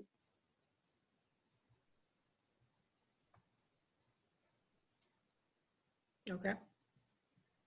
Perfect. Thank you. So when the Moore School was first constructed, the property that it sat on was quite large, and it comprised of several record lots, so record lots 76 through 87.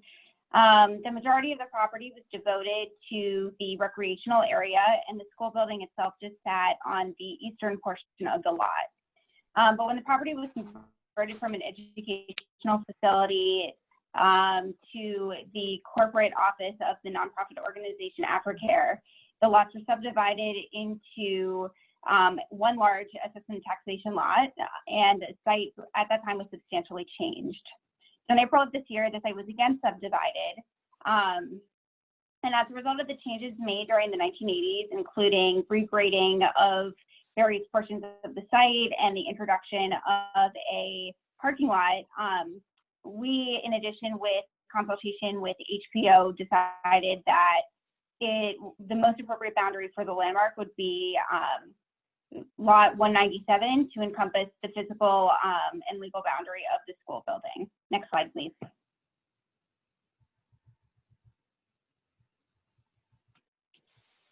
The Moore School was, yes, perfect, thank you. The Moore School was constructed in 1883 under the Office of the Building Inspector and the Architect of the Capitol to serve as a public school for white students. As with many of the schools constructed under the Office of the Building Inspector, the Moore School was an 8-room classroom or an 8-room building that was 2 stories and had separate entrances for boys and girls, and had 4 classrooms on each floor that was centered around a central hallway. Most of the school buildings designed during this period were made of red brick and designed in accordance with Romanesque style. Although simply designed, they often had a central pavilion and a tower and or symmetrical wings that extended from the main block. School buildings of this era were also typically embellished with brick pilasters, string courses, molded brick belt courses, pressed metal cornices, and terracotta trim. Some of the buildings were arranged with asymmetrical massing. However, they were most commonly balanced and symmetrical, as is the case with the Moore School. Successful designs were replicated and used for both black and white schools. The Moore School itself shifted in use over the years and was adapted to meet the changing needs of the DC public school system. During the 1911-1912 school year, the building was completely converted to a special school to accommodate non-traditional students enrolled in specialized classes. When it opened, it served as the only public school building that was used entirely for special classes in the district.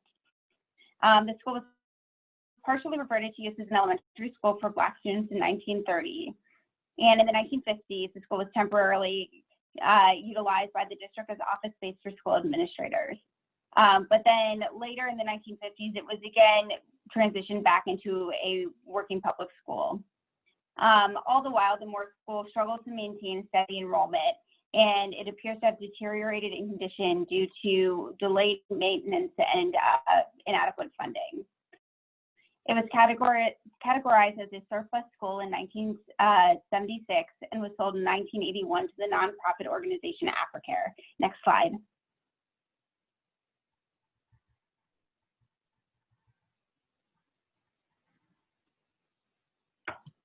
So the multiple property document for public school buildings in Washington, D.C. lays out specific criteria for eligibility of historic designation for D.C. public school buildings.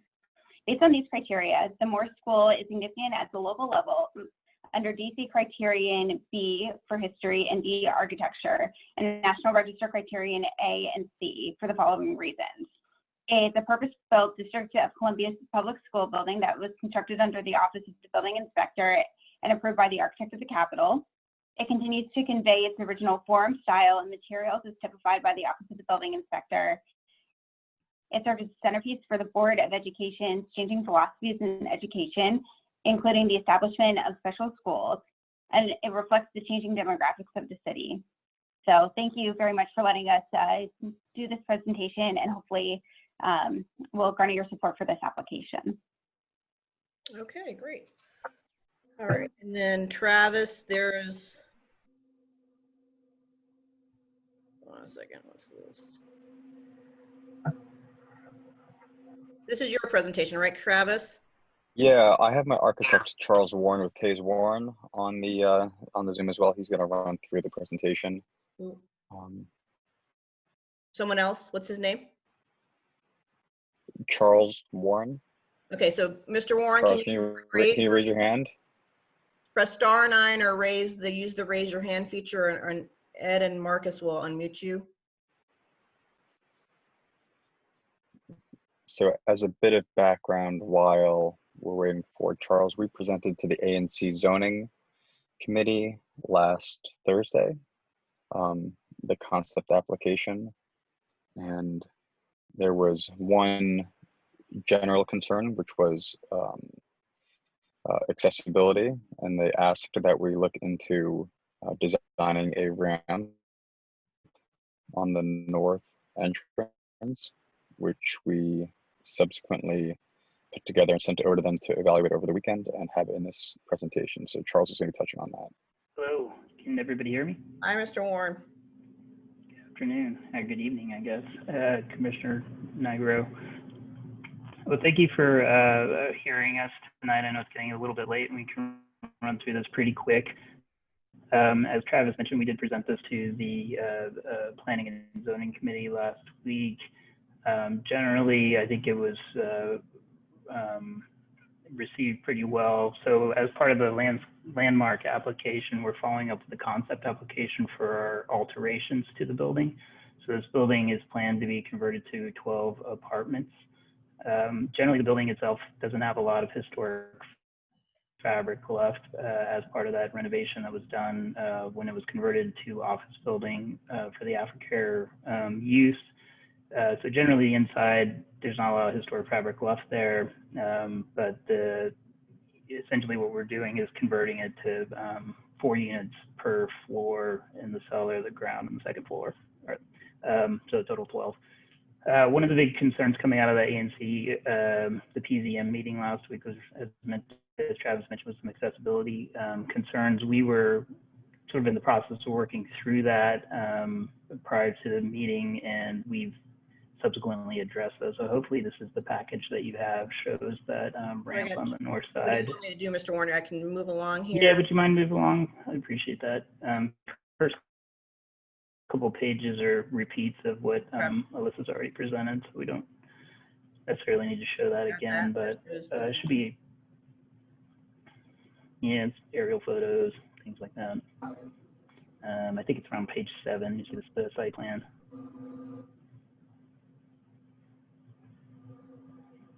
Here, do we need to talk about this? We can talk about that a little bit. So these are, those are just some existing photos of the current condition. This is the current site plan. The building, as Alyssa mentioned, it sits on R Street, kind of mid-block. New Jersey Avenue is just to the right. There's a public alley separating it from the corner lot. And then there's a public alley in the rear. And the building sort of, the entrance of the building sort of faces west. Okay, that's the right site plan there. So what we've done is added a ramp from the R Street. So the door, the front door, and it's kind of hard to see. I don't know if I can annotate this. I don't know if that's if you go due north with your arrow a little bit. So that's the sort of north-facing facade. The front door isn't where you would think it would be, right there. It's kind of on the left of that image. Over here? Kind of mid, it's sort of mid-building, sort of, it's hard to mention, but basically it's in between the building and the buildings to the right. There's a sort of a slot to enter the building. So we're ramping up from our street, the sidewalk of our street, up to that the sort of middle of the building. On the west side there. And then we have an accessible parking space on the alley side that's serviced by a lift. But right now, so one of the changes we made since the PZM meeting was really to bring everybody into the building the same way, whether you're disabled or not, everybody comes in the same front door. And that's fine. So talk a little bit about what we're planning on doing on the exterior. So generally the exterior is sort of the historic fabric that's left. Generally we'll be replacing windows. None of the windows we think are original to the building, except for some of the transoms, the little triangle windows that are above the sort of what we call 6/6 double hung windows. Those are will be restored. The transoms that we think are original, all new windows will be replaced throughout the building. The brick will be repaired and repointed. We are going to continue to repaint the brick as opposed to stripping it, partially because, you know, most of the time these things were painted for a reason. but the brick tends to, we're not really sure what would happen to the brick if we stripped it. So we may uncover worse things than are there now. So we're planning on repairing that in kind and repointing the brick and doing some general sort of restoration process. We are planning to replace the roof.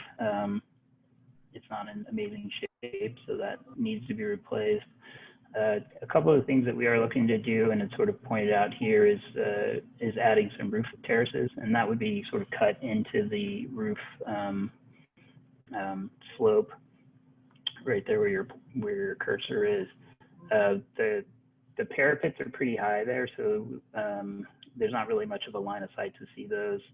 The parapets are about, I think they're like 5 feet tall, so even if you're standing there, you would just see the very tops of the heads if you could get the right perspective. That entrance that you're seeing on this image is one of the few original interior fabric that remains for the building. It's an old staircase.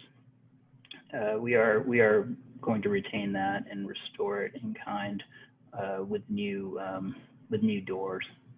The doors that are there now are replacement doors. And then the rear elevation, this is the south-facing elevation where we have our accessible parking space serviced by a lift to get in the main building.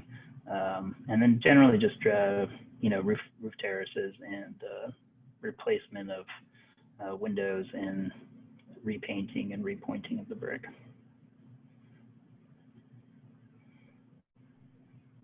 And this is the main entrance of the building that's sort of west facing. It's the old Africare entry. So that tower element that you see in the front there is new to the Africare renovation project, and we are keeping it in place and just replacing windows essentially. Okay. It's really pretty straightforward. The plans. 4 units per floor, all 2-bedroom units.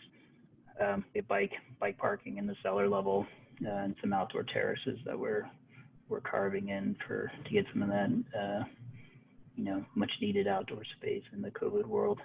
And then the ground floor is really just a lobby that kind of cuts through the middle of the building, and then 4 units kind of pinwheeled off of that central corridor. And it sort of stacks as you go up. So there's this nice atrium space in the middle of the building. We're trying to save some of that and have that experience in the lobby there for the new building, or at least the renovation building. And then the upper units are duplexed into what is the mezzanine of the current building. So those top units will have our 2-story units that have access to bedrooms on that loft level. It's essentially like a tall loft level with outdoor terraces, and then a roof replacement all around. We're removing the current building has this big sort of glass atrium piece that will be removed, and new roof would be put in for that. Okay, anything with this? Floors. Pretty much What's the it. square footage on these units? Anytime, Greg. Let them finish here. Anything with this? These are just the existing plans for documentation. Not a lot to. No, we're done. Okay, let me. Yeah. Okay, so comments from the commissioners. This is Michael Brown's area. There's Tony Brown for the committee report. Whoever wants to start, or Tony. Where's Tony? Okay. Go ahead, Tony. Good evening.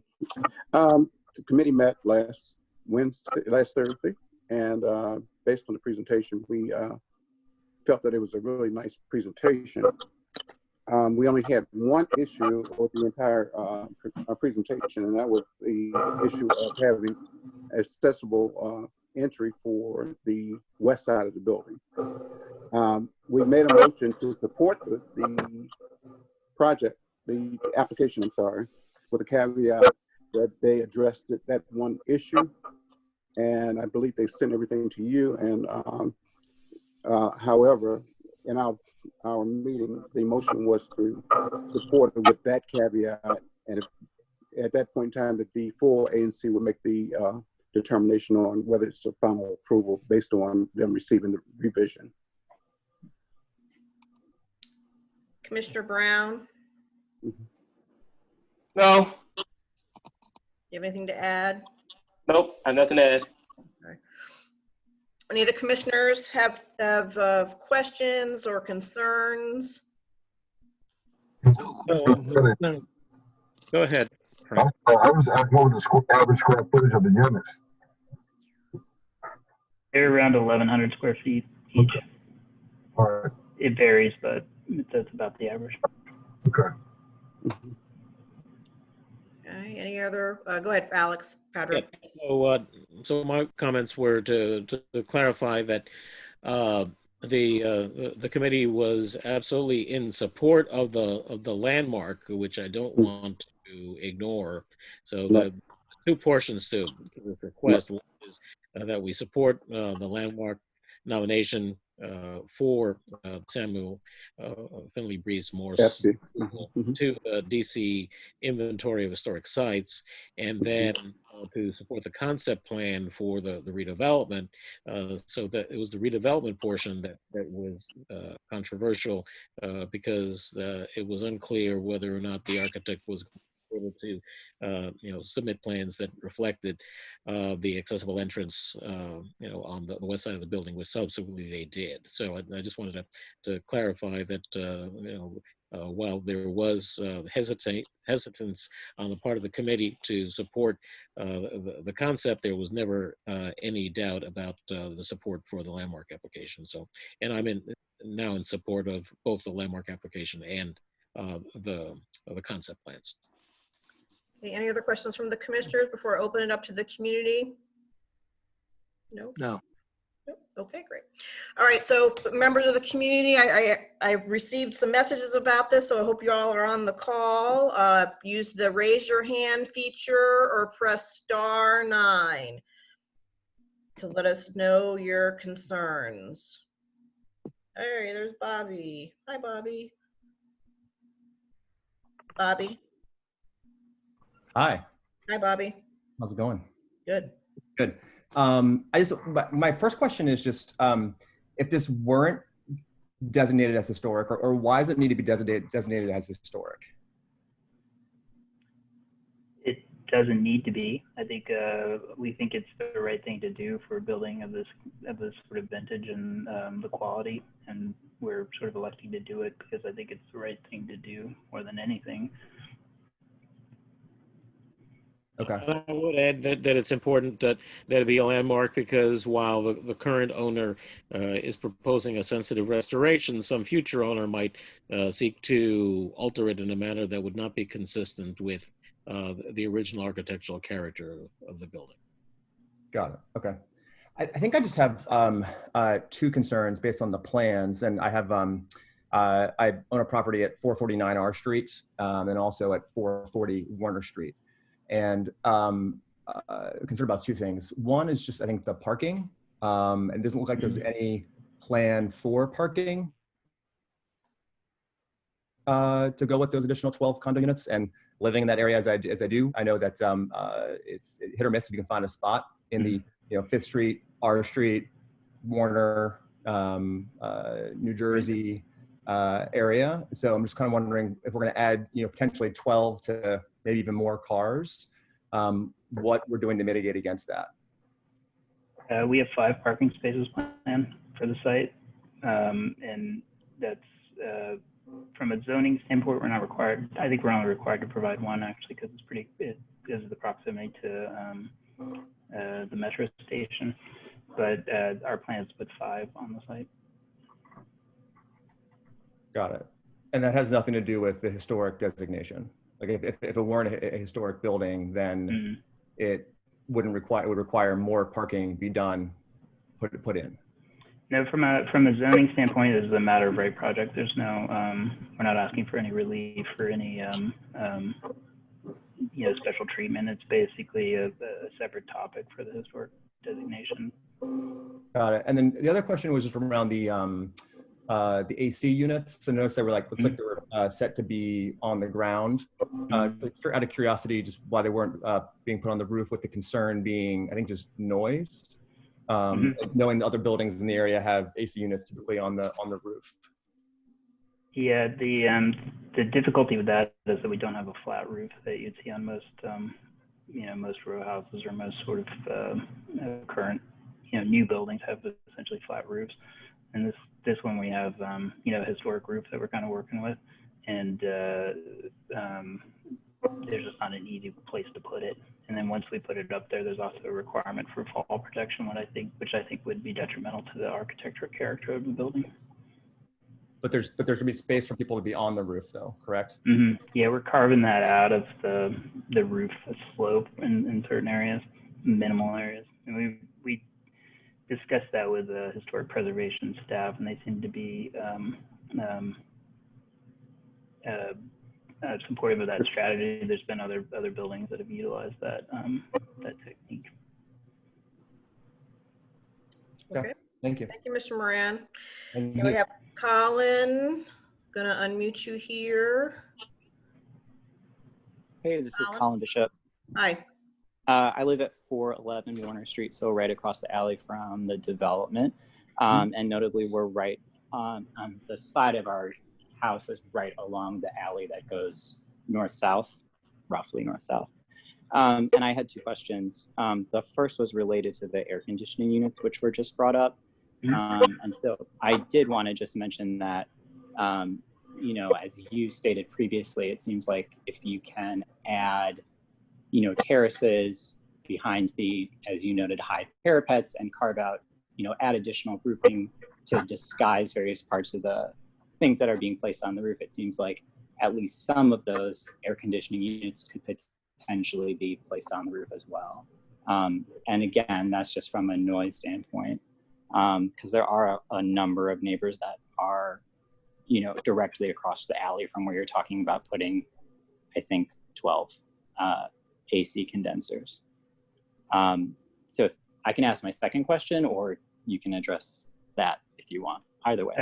I'm happy. We're happy to take a look at it. There will be screening around it, which will help with some of the sound mitigation. And there's some other things that we could do to help alleviate that. I mean, I live in a row house. I know my neighbor's AC unit bugs me every day. But there are some things we can do to help mitigate the sound. We'll see if we can get some of them on the roof, but I think it's something I need to study a little bit and probably discuss with the HPO office about that. Okay, that makes sense. And then my second question was related to where the trash or where the dumpsters are going to be located. If I'm looking at slide or page 7 of the proposed site plan, am I correct that the dumpsters are going to be placed in sort of the bottom right sort of white squarish polygon? Yeah, it's a little bit of a weird shape, but that is the intent, is to have a trash receptacle area there. Yeah, and so I noticed that there's, you talked about in the plan that there's sort of fencing and trellis around it, which is great. I guess my concern is just accessibility for the truck that's going to be collecting these dumpsters.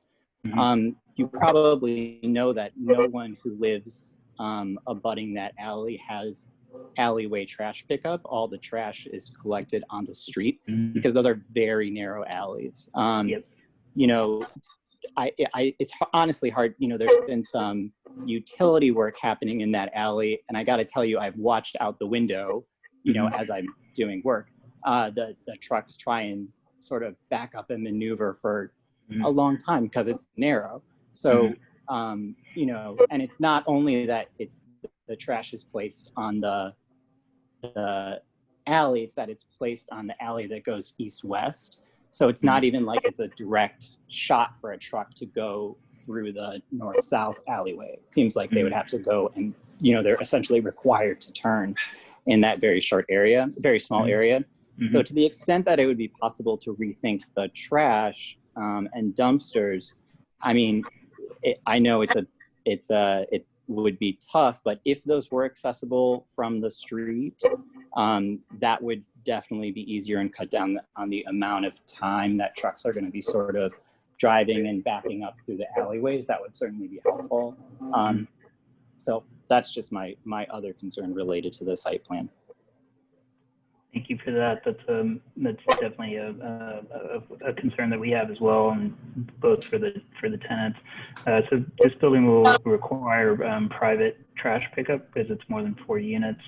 So we can talk to the owners. Can address this a little bit with the company they used to do that. So one strategy that we see sometimes in these kind of tighter urban lots is that they roll them out to the street and they get picked up, and the trucks don't actually maneuver through the alleys, and they come more frequently, like a couple times a week instead of once a week. Okay, that's it for me. Thank you. All right, Colin, thanks very much. Okay, now we have Amy DeYoung. Let me unmute you. Amy. Yeah, can you hear me? Yep. So thank you. I think Bobby and Colin touched on a lot of the things that I wanted to talk about. I live in 425 Warner, which is directly on the south side in the alley where the air conditioning units, the HVAC units are going to be placed. And I want to reiterate the concern about the noise and what's going to be done for mitigation, as well as there's going to be a ground level terrace. And as you know, with the buildings, with the echo and everything, there's going to be noise from both the rooftop and the terrace on that side. Additionally, I want to, since it is a narrow alley, like Colin said, I saw that on the plan that you're going to have some row houses on the west side, and it looked like the plan was for parking access to be from that alley. But again, that alley is extraordinarily narrow, and I was wondering if you had any zoning variances that you were going to try to submit, and also what the plan is for the ivy wall. The ivy wall has been there for a really long time, and it brings a lot of value to all of us that live on that alley for not only just aesthetic beauty, but also property value. There's no plans for variances or zoning relief. We're not seeking any of that for any of the properties. Travis could probably speak to the ivy wall more specifically. I don't know if he needs to be unmuted or. Hold on, Travis. I'm sorry. Oop. There you go. Travis. Hi, can you hear me? Yep. Yes, so we are looking to replace the ivy wall with something in kind. We've enlisted a top-tier landscape architecture firm, Campion Ruby, for the entire site, which we think will enhance the streetscape.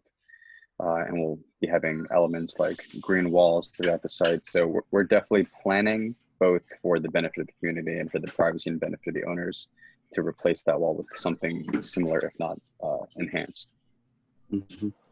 So will the green wall, will it be benefiting the residents of the condo building, or will it be benefiting on both sides of the fence?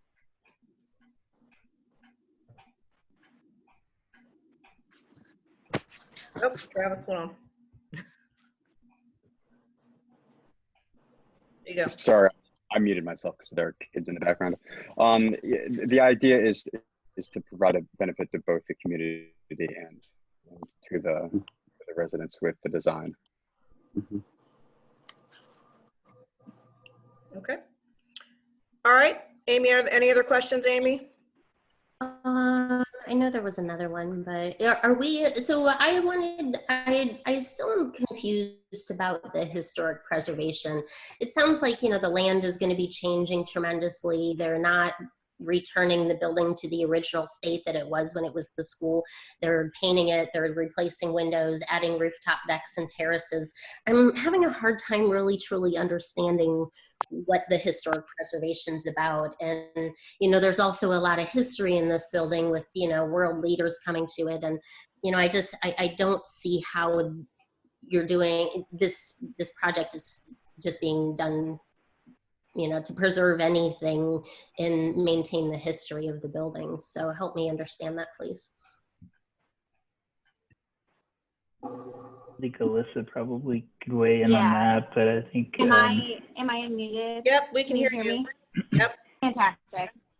Yeah, so that's a good question. So by becoming a historic landmark, the history of the building will be able to be told. And even though the period of significance for the building does not go through the time that AfriCare was in the building, it does tell the story of AfriCare, and all of that will be recorded in the DC inventory of historic sites. So that's one way.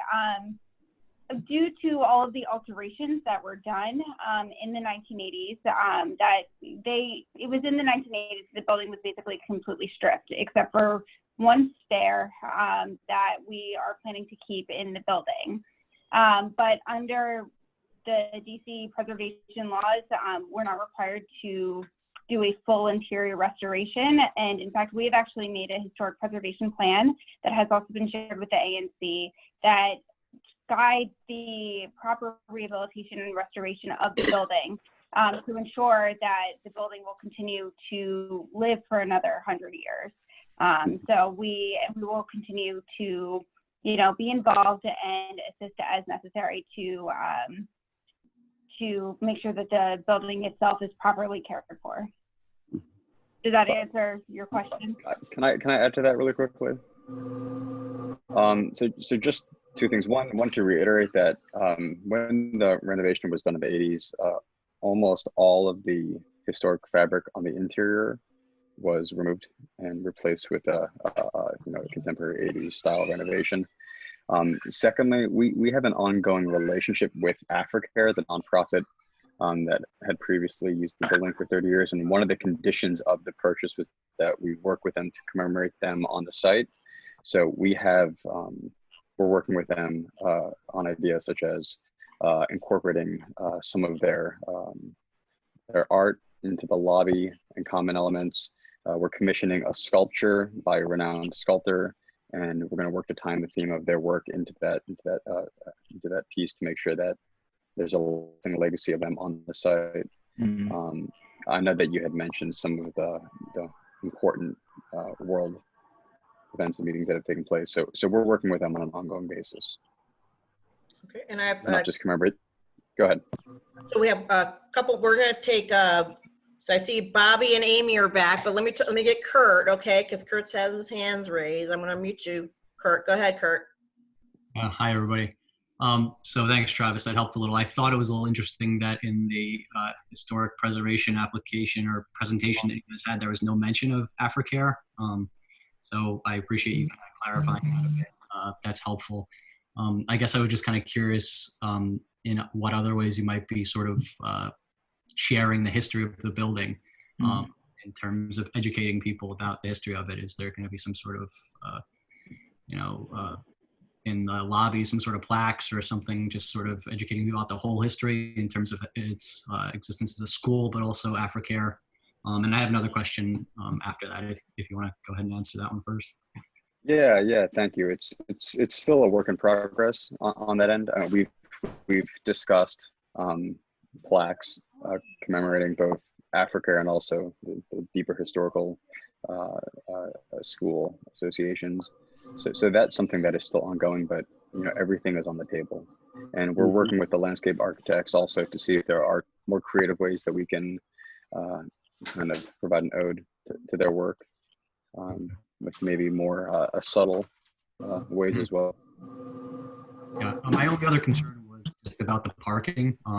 I live at 1608 5th Street, and we in Square 477 have no alley, so we have a very limited ability to even have parking on our property. So we rely very heavily on street parking, and I'm just concerned with the number of units being added and not exactly a lot of parking spots being added that it's going to just add to the difficulty in finding parking in the neighborhood around this development.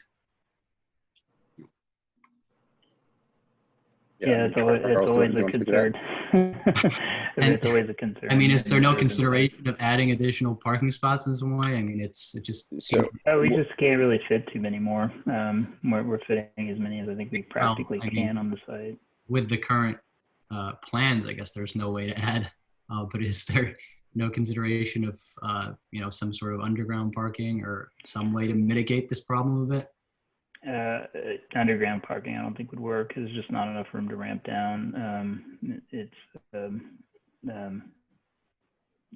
just not practical really on a site like this. But we're trying to get. I mean, we're sensitive to that as well, and I think we're trying to get as many on there as we can. There's no zoning requirement for it, but obviously there's a market requirement, or at least a market influence to do it, and we're trying to get as many as we can. Okay, well, that's my main concern. So thank you for hearing me out. All right, so we have one question from Bobby and one question from Amy. Okay, Bobby. Thanks. Just for FYI, the building across the street does have underground parking, so I don't know if that's just a function of the alleyway or whatnot. But to reiterate Amy's point, I guess I'm just kind of confused as to what's in it for the developers in this scenario to designate this building as historic. I think it's celebrating the history of the building. I think that's what we're trying to do, is preserve that piece of it. I mean, Travis can speak to that more than I can. Yeah. I mean, this was something. Appreciates the building, but this was something that I think was brought up and asked and addressed at the zoning meeting. There's no ulterior motive or incentive. I'm sorry? I wasn't at that meeting. I apologize. No. I'm just giving some background and context. Yeah. There's no ulterior motive. There's no incentive in terms of historic tax credits. This is not going to be a rental building, so it doesn't apply here. We just think that it's the right thing to do, and think it's something that is obviously needs to be done. And I can't say that there's much more to it than that. Mm-hmm. Yeah, right now this building doesn't sit inside the Shaw historic boundaries. So, theoretically somebody could do something, rough to the building, I guess, or tear it down. And I think we're trying to protect that asset and to really celebrate it as a the history of the building.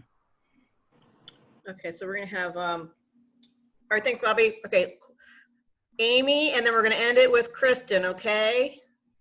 Could I add one more thing to his question right there? So the buildings across the street are in a different zone. We're in the RF1 zone. Those are in the MU4 zone.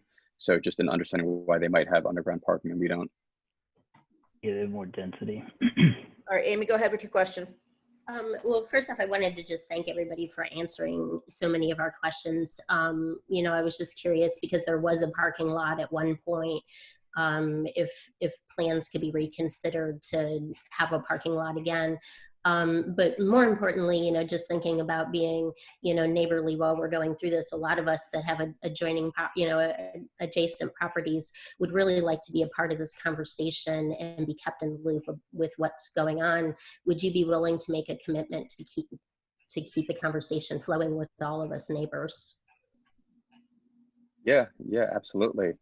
I'm actually myself moving into the neighborhood. I'm moving into the property next door at 446 R Street in about 3 weeks. So I plan on being there, for the long haul. We're not just parachuting in and doing something and you're never going to see us again. So we're definitely more than happy to keep the dialogue going. Mm-hmm. Okay. Thanks, Amy. Okay, and then last question, we have Kristen. Hi, thank you so much for the presentation. I actually had another question it's slightly different. I was wondering what you're gonna do with the 2 huge trees, because you've talked about how, it's really important to have the building be, you know, honoring of the history of it. But also the two trees that are there are actually quite significant. And, you know, if you really are serious about honoring, you know, the preservation of the property itself, I hope that you would keep those trees. Yeah, so our plan, and we've worked with an arborist and we've consulted with the various agencies. Our plan is to remove those trees, just based off of the measurements, the diameter. They are considered special trees. They don't meet the criteria for heritage trees. So part of that process is, you know, contributing a certain amount of funds towards the DC tree fund. So that's unfortunately that's something that is going to be a challenging thing for us to work around. So that's what the plans call for right now. Okay, so it just, you know, I think what I echo everything that has been said by my neighbors on this call, that I really do hope that the conversation continues, because it does seem like there are a couple of things of, I understand the sentiment of trying to honor the history of the building. You know, I think a lot of people here appreciate that and have lived in this neighborhood a long time, and have loved having AfriCare as neighbors, and as well as their mission. But the thing is, it sounds like some of the things that you're saying, they're not really matching the action. In fact, like the AC or the HVAC units being close to the proximity of the property, and I don't really hear good solutions at this point. So I really do hope that the conversation continues, as well as you know, really following through with you know, discussing like green wall that would be not only beneficial for whoever owns those condos, but the people on the other side. Okay. Absolutely. Okay, thanks, Kristen. All right, so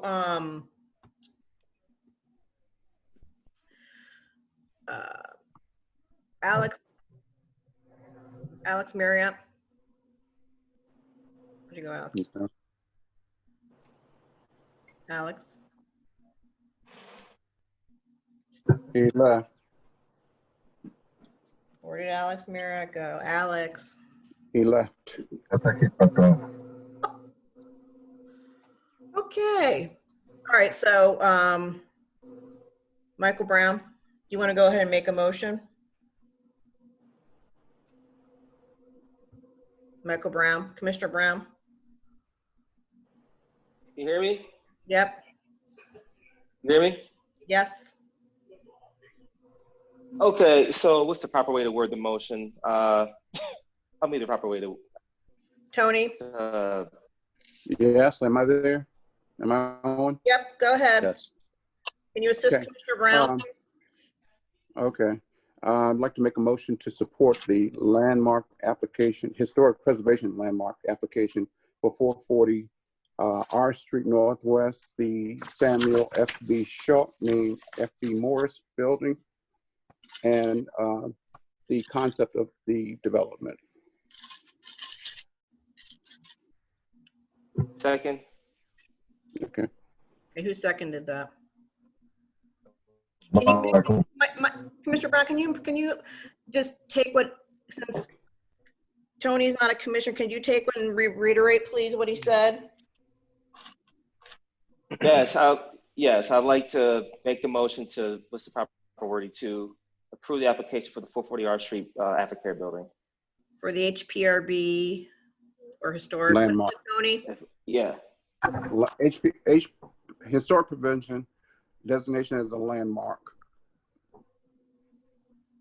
Should I repeat that? Yes, please, because you're the commissioner. Okay. Yeah, so, hold on, I'm working here, hold on once. Yes, I'd like to make a motion to approve the 440 R Street, what's that, Tony? HPRB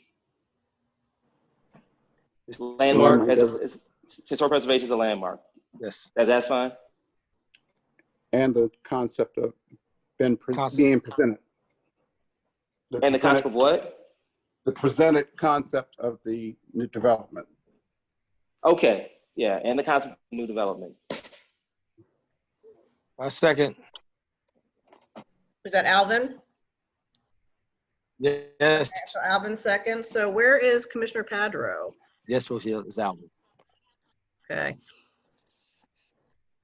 So Frank, so we have, as to check, do we have a quorum? Yes, we do. Okay.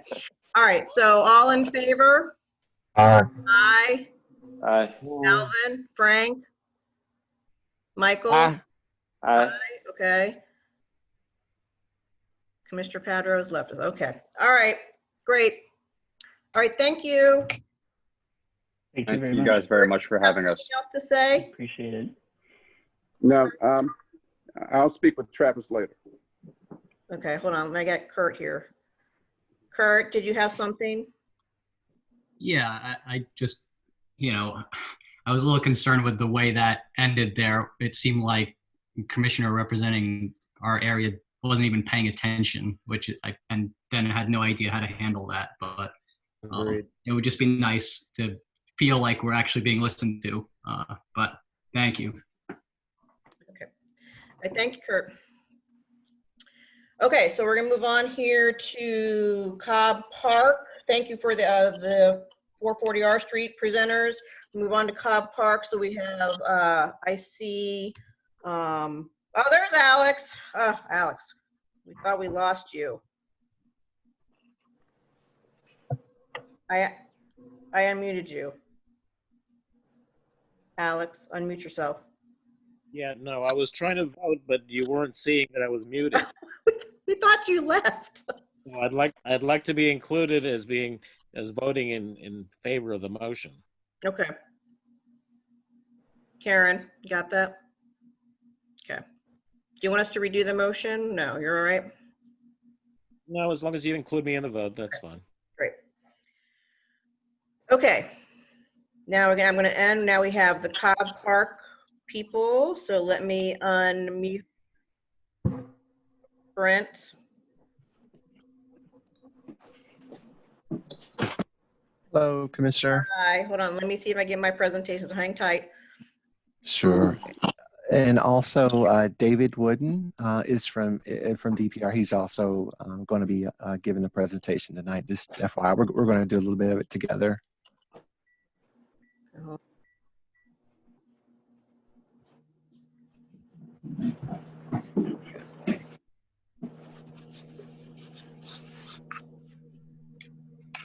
Hold on.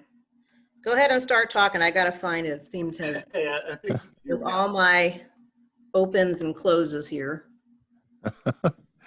Okay, I'm happy to kick us off and give a little context. So, hello again, commissioners. I'm Brent Cisco here from the Capital Projects Division at DPR, and we certainly appreciate the opportunity this evening to provide you with an update on the Cobb Park project. As you may know, Cobb Park currently has $500,000 set aside for park improvements.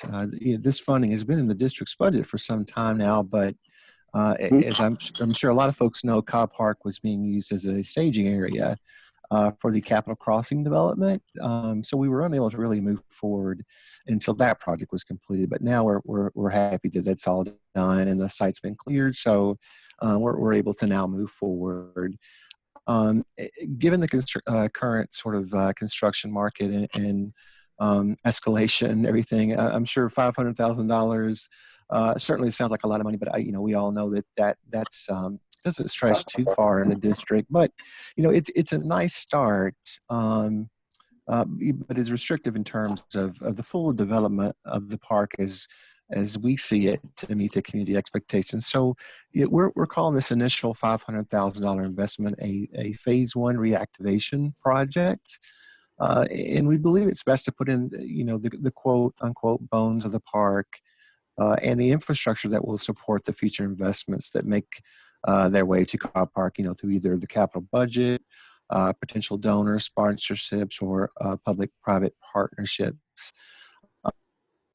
So at this time, we want this phase one reactivation to create spaces in Cobb Park, that could be immediately used for the good of the public. So, big picture, we envision this first phase as a catalyst for future improvements to the park over time as funding becomes available. And just one last bit of context, and then I believe I'll turn things over to David Wooden. We did hold a community meeting back in January, which seems like an eternity ago now, but since then we've been working through the pandemic to move things forward with Lee & Associates, who's a local landscape architecture firm in the community, to develop a concept plan for the park given our current budget. And I also just want to quickly say we've also enjoyed working in partnership with the Mount Vernon Triangle Bid, in particular Kenyatta Robinson, who's been just a fantastic resource in helping us better understand the community needs and requests for this particular section in the district. So, with Kenyatta's help and looking through the needs assessment and analysis of the Mount Vernon Triangle's open space study from April of 2018, to be able to gain a lot of feedback on what a reimagined Cobb Park might look like, which is very exciting. So with that bit of context said and background, I'd like to turn things over at this time to the project manager from DPR, who is going to be David Wooden for the remainder of the presentation. So thanks so much, Commissioner. Can you see my screen? Yep, I can see it. Can you hear me? Yes, I can. Great. As Brent said, my name is David Wooden, and I'm a landscape architect with DPR. And so just to give you, I think Brent's already kind of gone through some of these things as far as what the project vision was. We really want to create a unique place for the neighborhood and for the surrounding community. It's clean and safe and accessible, and can really be a gathering place for everyone. Next slide. Boop. And just to sort of give you an idea of where the site's located, in case you don't know, it's right along Mass Ave and H Street. So it's smack dab in the middle of Union Station and the Convention Center. So just about a half mile from each place, and so pretty close to Metro. Next slide. And this is sort of the existing condition of the park. It's kind of a clean slate, you might call it. One of the unique things about this park, technically speaking, is that it sits right over top of the 3rd Street Tunnel. And so that creates a few limitations as far as what we can do actually over that tunnel structure. It makes it a little bit harder to build things, but we think we've kind of worked around it and have a good solution. Next slide. And so this is the proposed design. You can see right up on the western edge, the corner right along Mass Avenue and H Street.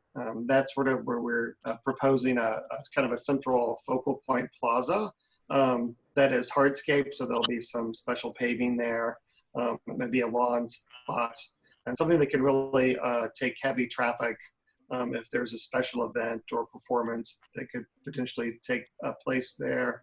It could also be a placeholder for a future installation of a piece of art or other type of community assets. Along the edges of the park, we've created a dense layer of planting to help sort of buffer the outside edges and all the heavy traffic from the inside of the park. If you look along the south edge, there are some low, we're calling turf mounds that could be used for sitting. And all along the outside edges, we've added trees so that as you're walking along the outside, that there will be some increased shade and a little bit more comfortable pedestrian experience. Along the western edge, and along the south, we've added some seat walls, some benches, some chess tables, some things for what we call passive recreation, where you can just sit and enjoy the atmosphere, or some more active things like the chess tables that are a little bit more participatory. And then along the inner edge, there's a series of paths that kind of go along the inside of the park. So as you're walking along the street and you want to take a break from the traffic at the outside edge, you can actually cut through the park along any side to sort of have a little bit of a little glimpse, a little piece of nature in the city. And then in the central area, we're just leaving a large open space and open lawn a place where people can gather. As you say, it could be to observe a performance or something on that plaza that's up in the corner, or it could just simply be to hang out. I think now, especially with COVID, we are having an increased sense of value of our open spaces and our places like this for open lawn. So this is our general proposal, and based on the budget that we have, and we think it's something that gives you something very nice in the near term, but it also allows for some flexibility for future uses and for future enhancements. Next slide. Just in terms of the schedule, we've just sort of wrapped up our conceptual phase, and so we're showing you the plan that we've kind of zeroed in on. Coming up in October, we're going to be looking to secure a contractor. That contractor will help us to finish the designs and to produce construction drawings and things that get ready for November, which is when we'll start submitting for our permits. By December, we'd like to start construction and hopefully have something ready for you by spring, around March next year. Next slide. So this is just our points of contact. If you think of a question later on, after the meeting's over, you can feel free to reach out to us directly at these email addresses. And that's it for our presentation. So I guess we can open it up for questions. If you'd like, you can go back to that concept plan if people want to have eyes on it while they're thinking about the questions. Any questions from the commissioners? Frank? Will there be any fencing around the park, or will it be completely open? Brent, do you want to field that one?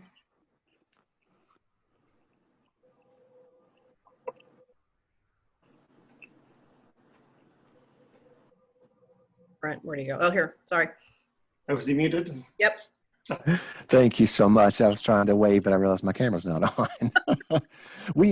That's a good question. So it's sort of a good two-parter. This is a very early sort of conceptual plan. So one thing I didn't mention is that we will be working to schedule a community meeting.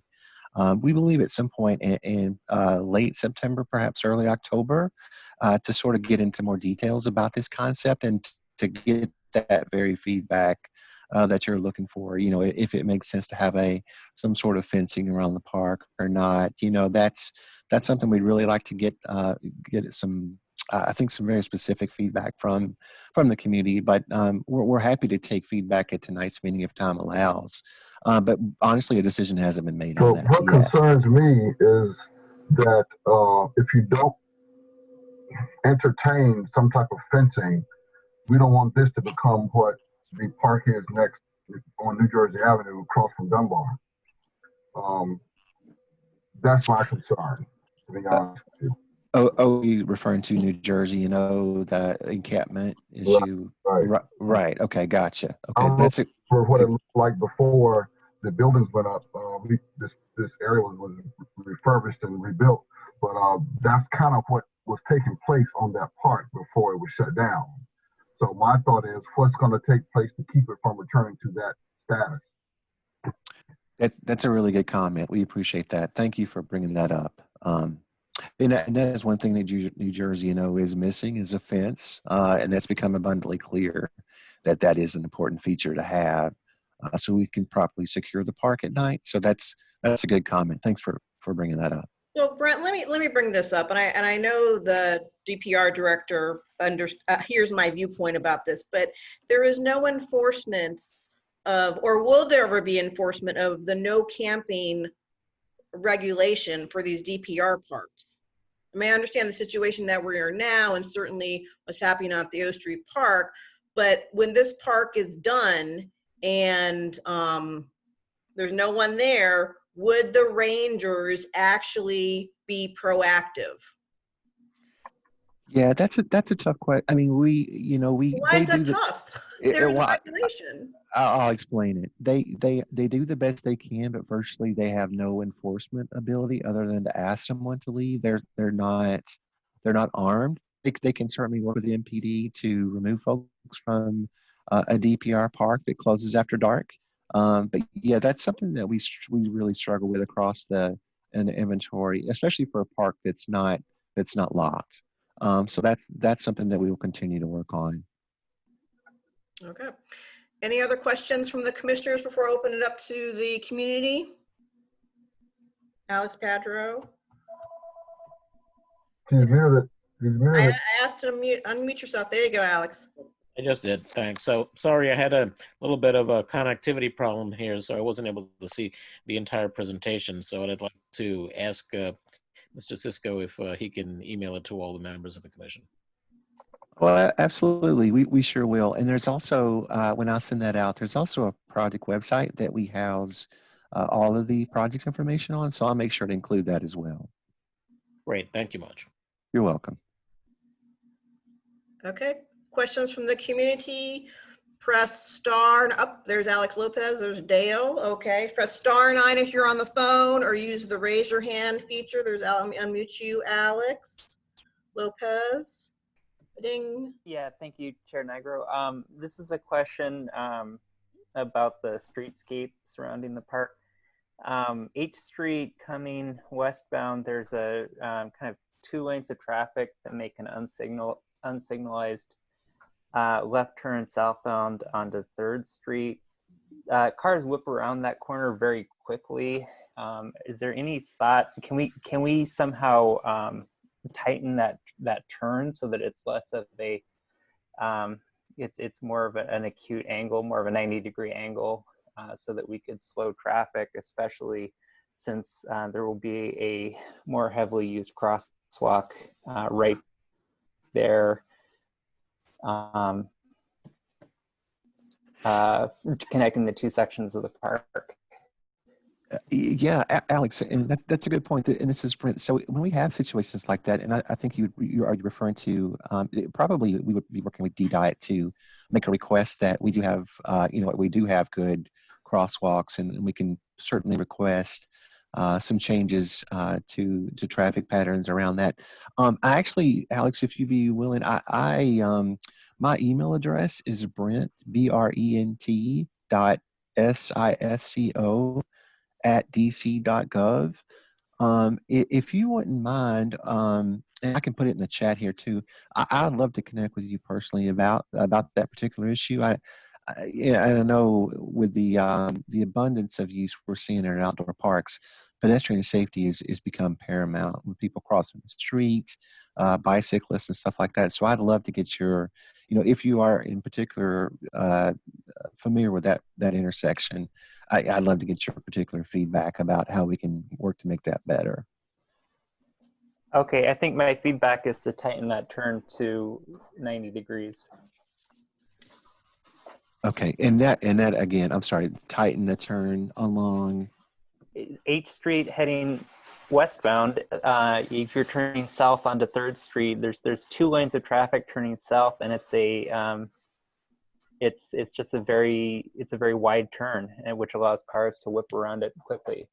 If you were to tighten it to more of a 90-degree angle, that would force turning vehicles to slow down, which would probably make it safer for that crosswalk or pedestrians in the crosswalk. Okay, that's thanks. my comment. Thanks, Alex. Got it. Alex, thank you. And next we have Dale. Dale. Yeah. Hi. Hi, Can you hear me? Yep. I have a recollection from a community meeting I attended not so terribly long ago about a donation of artwork, a large piece of artwork, a kind of gazebo thing. Brent and David, do you have awareness of that? Is that still on the table? I noticed the plan didn't seem to incorporate that. Over. Yeah, sure, Dale. Thanks for that. That's a good question. We have been in contact with that sculptor and the architect that she's working with, and we've actually had a couple conversations and are sort of going through the steps to see what that would look like in terms of if that was placed in the park, sort of the best location, the proper partnership strategy to get that to happen.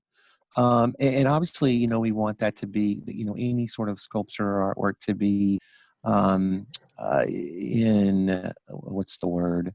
In the spirit with the nature of the park. So I think we had a really good conversation up front, but that's something we're definitely aware of, and we're working through that right now. So thank you for that question. Okay, next we have Carrie. Carrie, unmute yourself, Carrie. There you go. Hi. Hi, Carrie. Hi. I just had I had the same question as the previous person, which was how the private fund is going to be used in the park. So that was just my question. And the other thing was, I know we did talk about fencing around the park in the previous session. Because of the traffic, and if there were kids in the park or anything like that, they could easily into oncoming traffic. So wondering how those meetings or how the notes from in January of all of those, just because it seems like these topics were already brought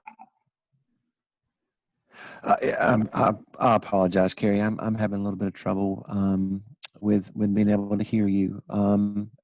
Commissioner Nigro, were you able to make that out? Did you ask about the notes from a previous meeting, Carrie? Yeah, and some of the things that have been were taken from that meeting in January. So I was just wondering if you had those notes from the, we talked about because of right off of heavy traffic, and if kids were in the park and they were playing, they could easily just run in if there were trees lining the park. So I was just wondering.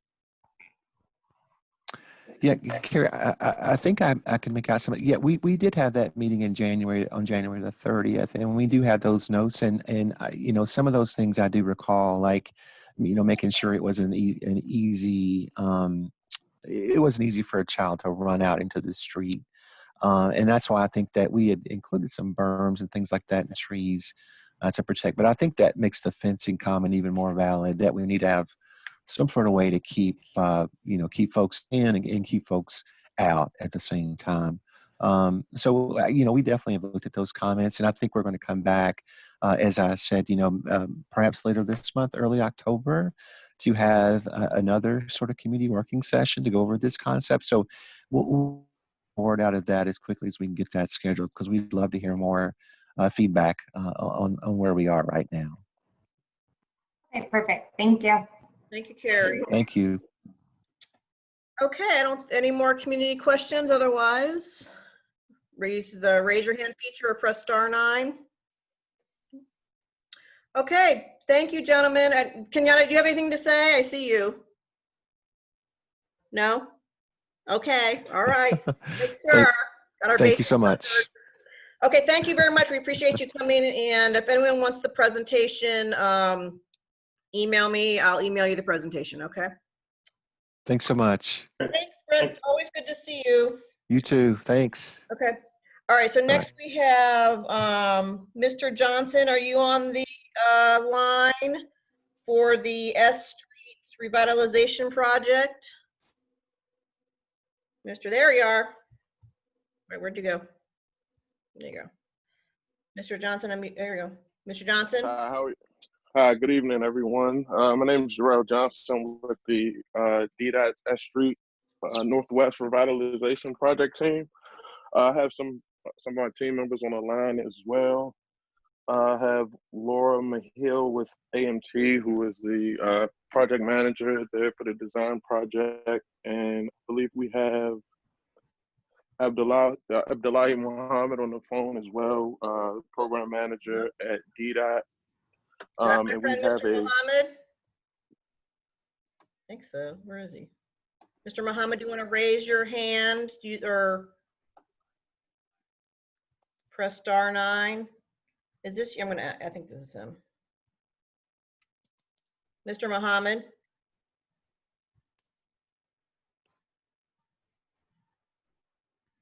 Hi. Hi, Commissioner. Can you Hello. It's to see you, and thank you for inviting us. And we're not talking about New Jersey Avenue. Talking about someplace else. All right, so Mr. Johnson, I'm unmuted. Go ahead, Mr. Mohammed. Mr. Mohammed. Can you hear me? The audio is not functioning. Okay, yeah. Can you hear- Mr. Johnson, are you going to be speaking? Got to unmute yourself. Here we go. Actually, the presentation is it's pre-recorded. You want to play so it now? you're able Okay, so here we go, folks. Hold on. We got a recorded presentation. Let me show my screen, share. And I hope you all can hear this. If you can't hear it, let me know. Thank you for the opportunity to provide an update on the S Street Revitalization Project in Northwest DC.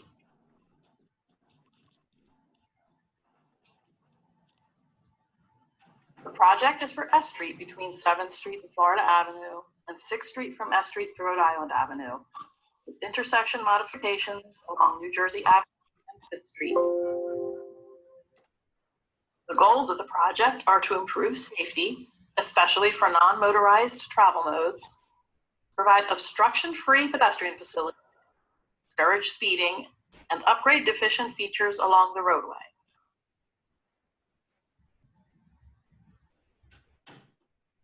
DDOT held a public meeting in January of this year to present a project overview and an existing conditions assessment, and to obtain feedback from the community.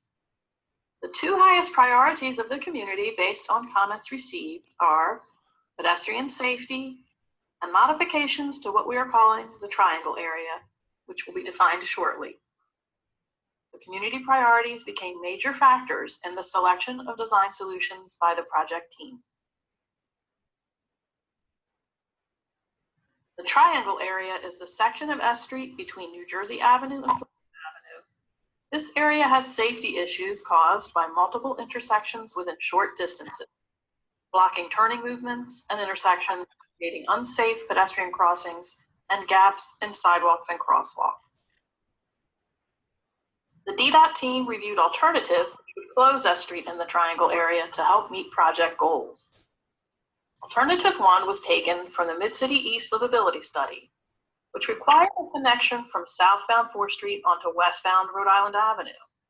This was found to be operationally infeasible and was therefore dropped from further consideration.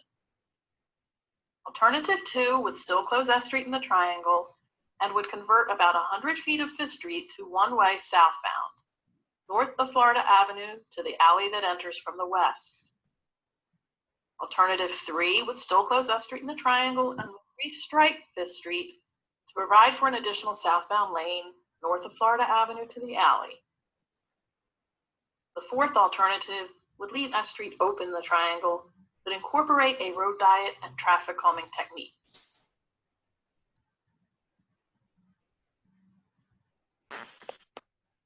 After extensive study and analysis, the team recommends Alternative 3, which closes S Street in the triangle and provides for a second southbound lane on 5th Street just north of Florida Avenue. With this closure, about 575 cars in each the AM and PM weekday peak travel hours that typically use S Street in the triangle today will use alternative routes to reach their destination. This exhibit depicts the anticipated routes that vehicles will primarily use once S Street is closed. While we acknowledge that the map may appear confusing, we share it to illustrate just a portion of the process used to identify the diversion routes and the impact the new vehicles on these routes would have on traffic congestion. We found that the alternative routes operated acceptably with the diverted traffic. As mentioned, Alternative 3 provides for a second southbound lane on 5th Street just north of Florida Avenue. This will result in the loss of several parking spaces along northbound 5th Street to create the space needed for the modified lane arrangement. In addition, the intersection of Florida Avenue and New Jersey Avenue will be tightened up to shorten the crosswalk and thus improve pedestrian safety. We will now summarize improvements for the rest of S Street. We show in these images the before and after typical sections for the eastern segment of S Street and for 6th Street. The existing pavement median on S Street will be eliminated and the curbs shifted inward to allow for tree planting zones beyond the curb, as shown on the bottom graphic. For the portion of S Street west of 6th Street, the curb lines will not move. However, spot improvements will be made to sidewalks, curbs, plantings, lighting, and other features. Throughout the corridor, the project will include an array of traffic calming and safety-related improvements, such as a potential raised crosswalk at Wilberger Street, curb extensions at the intersections, and a new 4-way stop condition at 5th Street.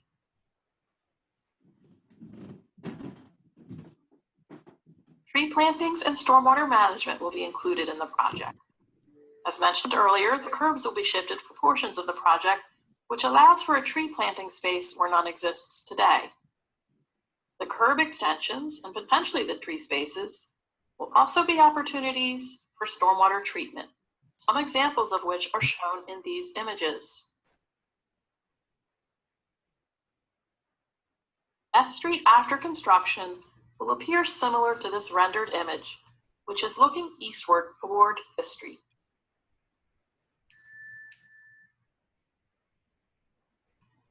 This concludes our presentation of the elements of the project concept and preliminary design.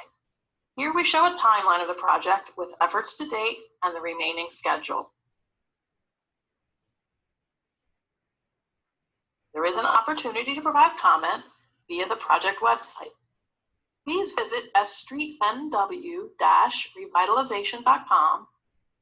Click on the project updates link where you will find a September 2020 update and follow the link to the comment form. For further information, the project contacts are Abdullahi Mohammed, EDOT Project Manager, and Jarrell Johnson of Tina Boyd & Associates, Outreach Coordinator. Thank you. Okay, hold on. Let's stop the share. Boop. All right, so we have Mr. Mohammed, and I'm going to unmute Alex Lopez. You going to talk during this? Alex Lopez? Okay. Unmute yourself. There you go. So we have Mr. Jarrell. Mr. Johnson, I'm sorry. Let me mute you, okay? Okay. So I'll give a readout. The S Street Revitalization team presented to the Transportation Advisory Committee last Tuesday, and we saw a fairly similar presentation to what we saw this evening. The plans for the S Street project were just posted to the project website today, so the Transportation Committee has not had an opportunity to review them yet. We plan to review the plans and have a more in-depth discussion and make recommendations for commission action at our next meeting, and with the commission having an opportunity to vote on those recommendations at the October meeting. If that kind of process is okay with you, Chair Niagara, that's what I would propose. Okay. What about the commissioners? Any feedback about what Alex Lopez just said? No problem with the October vote. Okay. I don't have any concerns about the process, but I do have to note that after the presentation last Thursday, I've been doing some outreach in the community, and there's a significant amount of concern about the preferred option number 3, because of the impacts on the operation of that post office that is in the quote-unquote triangle.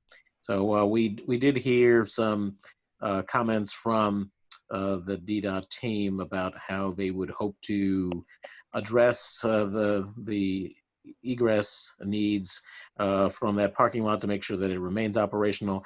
I would like to actually offer to do a walk with the DDOT team, because I think they're underestimating the need to maintain that segment of S Street through the triangle. That the proposals to add an entrance to the parking lot from New Jersey Avenue and or expand the entrance entrance to the parking lot on Florida Avenue, I think, are not taking into consideration the size of the trucks that the Postal Service uses, you know, and the need for customer to be able to easily access that while that truck is on there. So, you know, I do think that option number 4 actually is the better option, and I'm going to be trying to raise community support for that. But in the interest of working with DDOT, I'm happy to help to coordinate a walk with the representatives from the DDOT team so that we can get a full understanding of the challenges that are being posed and on the impacts on traffic that would result from the proposed closure of that segment of S Street. Thanks.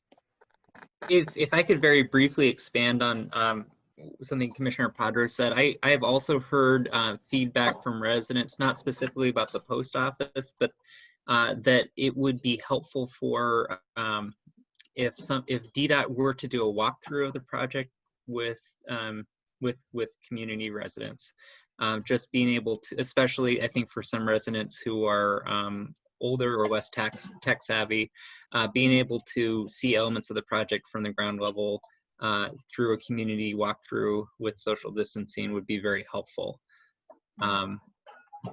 And I don't have, I think that the closure of S Street through the triangle would have a lot of safety benefits, and I'm optimistic that DDOT can work out a plan that works for the post office there. Okay, any other comments from the commissioners? And I see Mr. DeFrank. Okay, Mr. DeFrank. Yeah, I just wanted to say that obviously we doing a walkthrough would make sense, and I can be the person that, you know, jumpstarts planning when that works on our end. So Mr. DeFrank's with DDOT. Oh yeah, I'm the communication specialist for Ward 6. Random guy doing a walkthrough. Okay, any other, since, you know, clearly there's going to be input in person, walkthrough in the community, but any other community input, press *9 or use the raise your hand feature. And Mr. DeFrank, can you advertise that when you do that so people know, however you do? Okay. All right, so no other input? Okay, great. All right, thank you. Thank you, Mr. Mohammed. Thank you, Commissioner. I'll be emailing you. I know you are. All right, thanks, Mr. Johnson. Take care. Bye-bye. All right, thanks, Alex. Oh, actually, I keep you unmuted, that's right. So next on our agenda, we have the Transportation Advisory Committee, a resolution to file comments with DDOT for the notice of intent for the car-free lanes on 7th Street to reemphasize the support for the 7th Street bike lane extension between N Street and Mount Vernon Square. And before you begin, Alex Lopez, I did not see the notice of intent on the DDOT site. Is it there? It is there. Yeah. I didn't see it. Under active? Active, yeah. I think the deadline is September 21st. Is it there, Mr. DeFrank? I thought I was going crazy last night. Mr. DeFrank, can you look at that? Is it there? Sorry, what are we? Is it on the website, the DDOT website, the notice of intent for this car-free thing? For the car-free lanes, they should be. I didn't see. Maybe it was me. Maybe it must have been me. Okay, nonetheless. Go ahead, Alex Lopez. Sure. So the Transportation Committee at our last meeting, this resolution is more of an opportunity to restate a position that the ANC has taken previously, opportunistically, because there is a notice of intent regarding a car-free lane on 7th Street, just south of our ANC, from from Massachusetts Avenue south to Pennsylvania Avenue. The intent of the car-free lane is to close traffic on 7th Street to all traffic except for buses, bicycles, and freight trucks. And once this project, which is a one-year pilot, is implemented, we'll effectively see a bicycle corridor along 7th Street, running from the south from Pennsylvania Avenue up to Massachusetts. Then there's a break in the bike lane between Massachusetts Avenue past Mount Vernon Square, and then up into our ANC up 7th Street to N Street. And then from at N Street, the bike lane picks up once again and is a continuous unprotected bike lane north to Florida Avenue.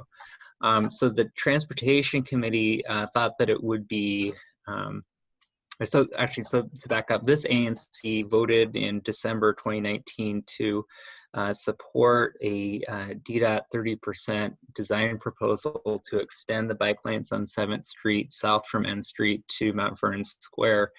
And then with this NOI for the car-free lanes on 7th Street, if we were to fill in that gap of the bike lanes between N Street and Mount Vernon Square, it would create a nearly uninterrupted bicycle corridor from Pennsylvania Avenue in the south to Florida Avenue in the north, which is about 1.6 miles, which is quite a bike lane for a part of our ANC that lacks a lot of north-south bike infrastructure.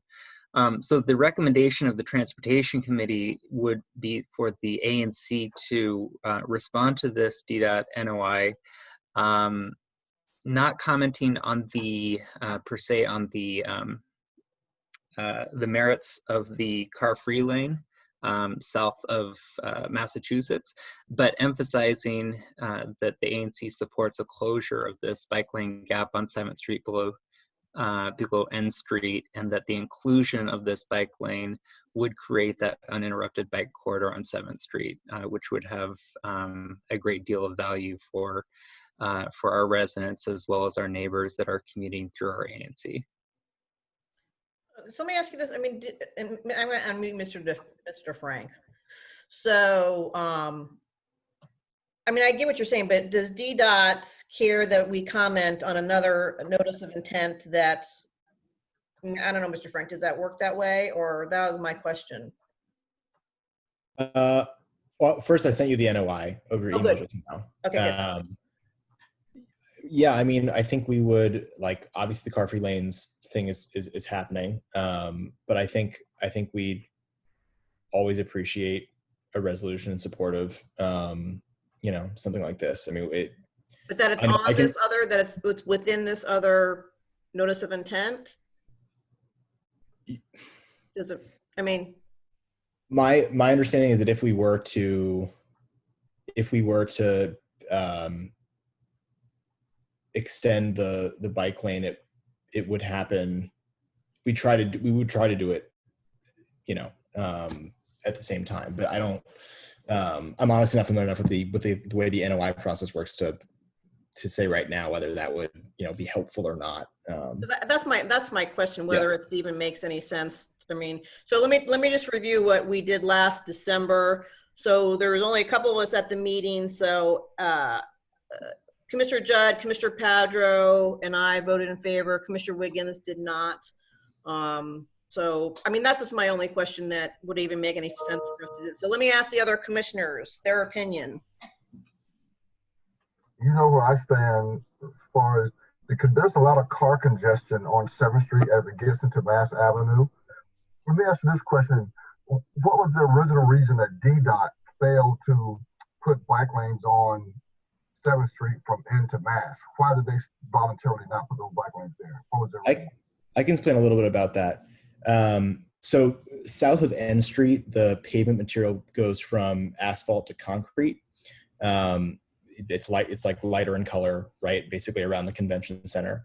And markings on concrete, lighter colored concrete, are harder to maintain. They're harder to see. And at the time that bike lane went in, we were kind of in a different place with sort of what we were pushing for in terms of, like, you know, how many bike lanes, how far they would go, that kind of thing. So at the time it was kind of decided it wasn't worth the, I don't know if maintenance is the right word, but sort of it didn't seem like the priority it might seem now, to sort of connect it. Obviously, especially with the car-free lanes coming from, from the south heading up north, right? That sort of even further makes the gap. It creates a gap, right? It makes it more obvious that there aren't bike lanes south of N. There's also a block-long northbound left turn lane in that area, I know, that has to do with kind of convention center traffic and things like that, that I think, I know at least our bike team thinks we can reevaluate whether it's necessary to have that lane configuration there. So those are a couple of reasons why back in the early part of last decade, we didn't include bike lanes in that section. Yeah, I think that, go ahead, Commissioner. No, I was just, so if you remove that left turning lane going west on N, wouldn't that back up the traffic into 7th and M? Well, maybe not. That's, I mean, that's sort of the point is we would evaluate for that, and if it didn't create any bad impacts, we'd be comfortable changing the lane configuration. It's just it's been several years since those lanes were kind of decided, and both our willingness to kind of prioritize bicycle connectivity has changed, and also the conditions around the convention center may be different than they were then. Yeah, I think that the recommendation of the ANC back in December was to pursue a 30% design plan that DDOT had created back in April 2015, but that has not been pursued further. And in addition to the request for the bike lane extension, the ANC also requested the installation of high visibility crosswalks at each of those intersections. The consequence of having concrete there, and I think where DDOT was at that time when they were designing the street markings around the convention center, was that they would not mark the crosswalk at any of the intersections between N Street and Mount Vernon Place, and so we're still missing marked crosswalks there. And Commissioner Wiggins, as you know, we did a walkthrough with DDOT last year at the intersection of 7th and M, which is identified as a dangerous intersection for pedestrians, partly due to the lack of marked crosswalk. All right, any other, Alex Padro? Yep. So I agree with the recommendation from the committee. With the advent of this year-long experiment on lower 7th Street, that's going to create a huge additional number of bicyclists using 7th Street, because it will now be more attractive for them to use it, and to not have that section between Massachusetts Avenue and N Street be properly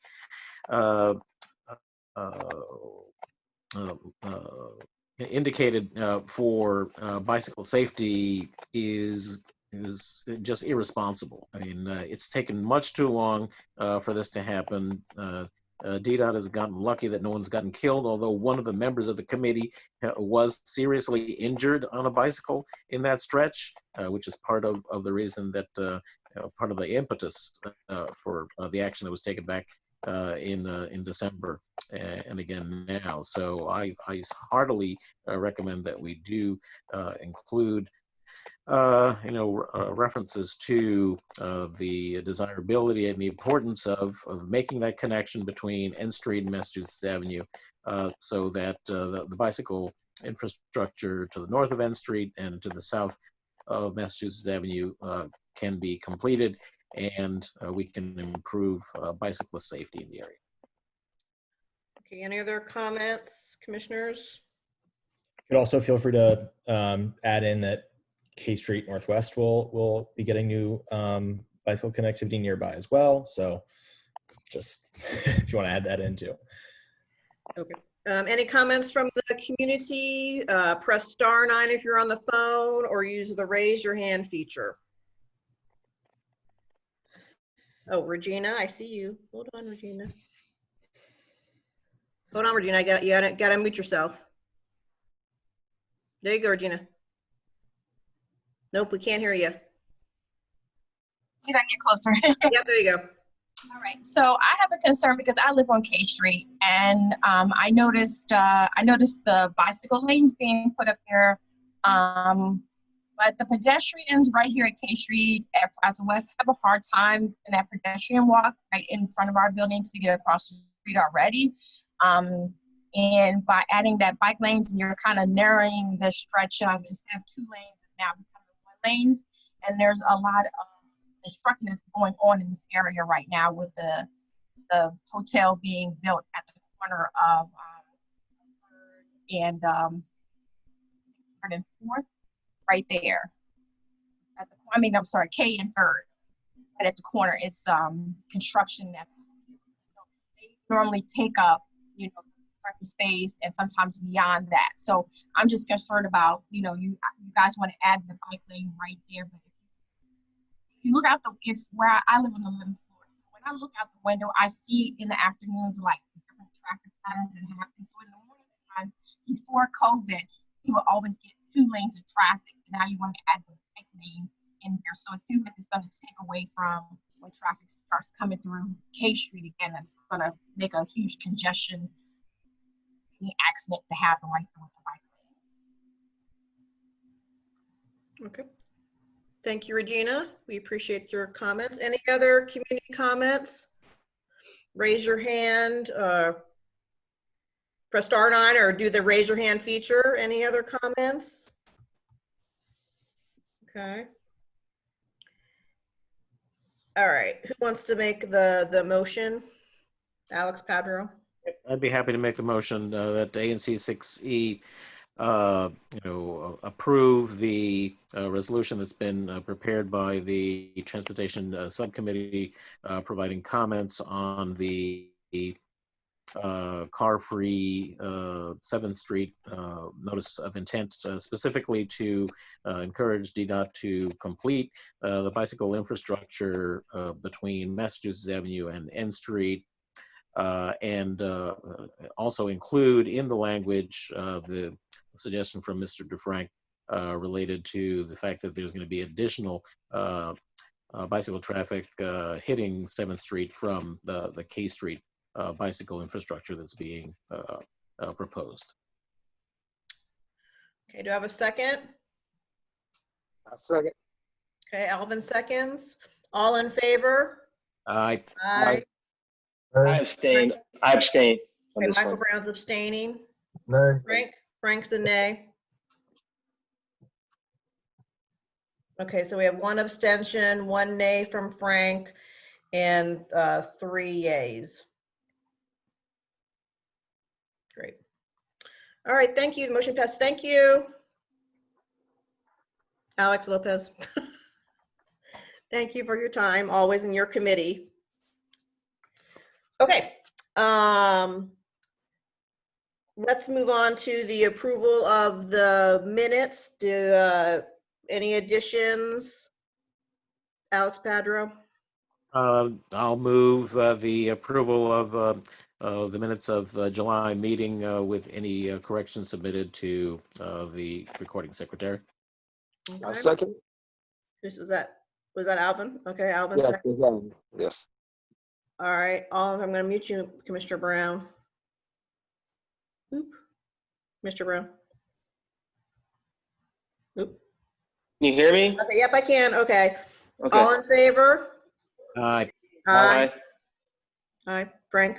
Aye. Aye. Okay. All right. So the next thing we have real quick. So our November meeting falls on election day. So I posed the questions to the commissioners. Do we just move it to the week after, or does anyone have any opinions? In my opinion, just move it to the next Tuesday. Any thoughts? No problem. Put this meeting on the next Tuesday. Next Tuesday, that would be the 10th. I concur. Was that right? Yeah, that's it. Mike, Commissioner Brown? Oh, Karen, hold on. Yeah, okay, Karen, mute me? Okay, yeah, I agree. A week later would be fine. Okay, Karen? You have to unmute yourself, Karen. Can you hear me? Yes, ma'am. I have another meeting that night. I Ooh. would have to do the minutes from the recording. So do we want Karen there, or we can do the minutes from the recording? What's your favor, gentlemen? Well, she's done that before. Yeah. Okay. She's done before. I'll miss you, Karen. Okay. I know you won't miss us. All right, so I'll do the minutes from the recording then. Okay, great. Okay. Super. Okay, so we're just going to head and move the meeting to Tuesday, November 10th. Okay. Do I need to do a motion? You should. I will do a motion. Okay. I move that ANC 6E change the November 2020 meeting to November 10th, 2020 at 6:30 in the evening. Do I have a Second. second? A second. Alvin seconds. All in favor? Aye. Aye. Aye. Wait, where's Michael Brown? Michael Brown, aye. Can you hear me? Yeah, aye. Okay, great. Okay, great. We're moving our meeting to November 10th. Okay, and then here, next thing, when we're clicking here, there, an idea from Alex Lopez about our webpage. On our webpage, there is a little section for the committees, but the idea is to add any committee minutes and if the committees make an agenda. Is that correct, Alex Lopez? I'm gonna unmute you. Are you there? Thank you, Alex Lopez? Alex Lopez? Maybe not there. Okay. Was that the idea, right? The Yeah, agenda and minutes. Okay, Thank so you. just discuss with the commissioners. We would ask I'm fine with it, no big deal. We would ask our webpage guy to make that alteration, then we pay him. Any thoughts from the commissioners? No objection. No objection. No problem. No problem, okay. Michael Brown, anything? Any problems? No? You all I have right? no problem. Okay. All right, so I move that ANC 6E add to the webpage under the committees, the committee minutes and the agenda, and we will contact our web designer to make that change. Hopefully it won't be a big change. Okay, who made the second? I did. Second. Alex Patter made the second. All in favor? Aye. Aye. Aye. Great. Michael Brown, aye. Aye. Frank? Aye. Aye, okay, great. Okay, it's just Frank's turn. Treasury report, based on information that was left behind from Alex Marriott, we have a total of $43,120.72 in our treasury as of this moment. You can't see the document, but that's what we have in our treasury, $43,120.72. Okay, and so just for everyone to know, the commissioners and I were sent an email by Gottlieb Simon, who is our ANC liaison.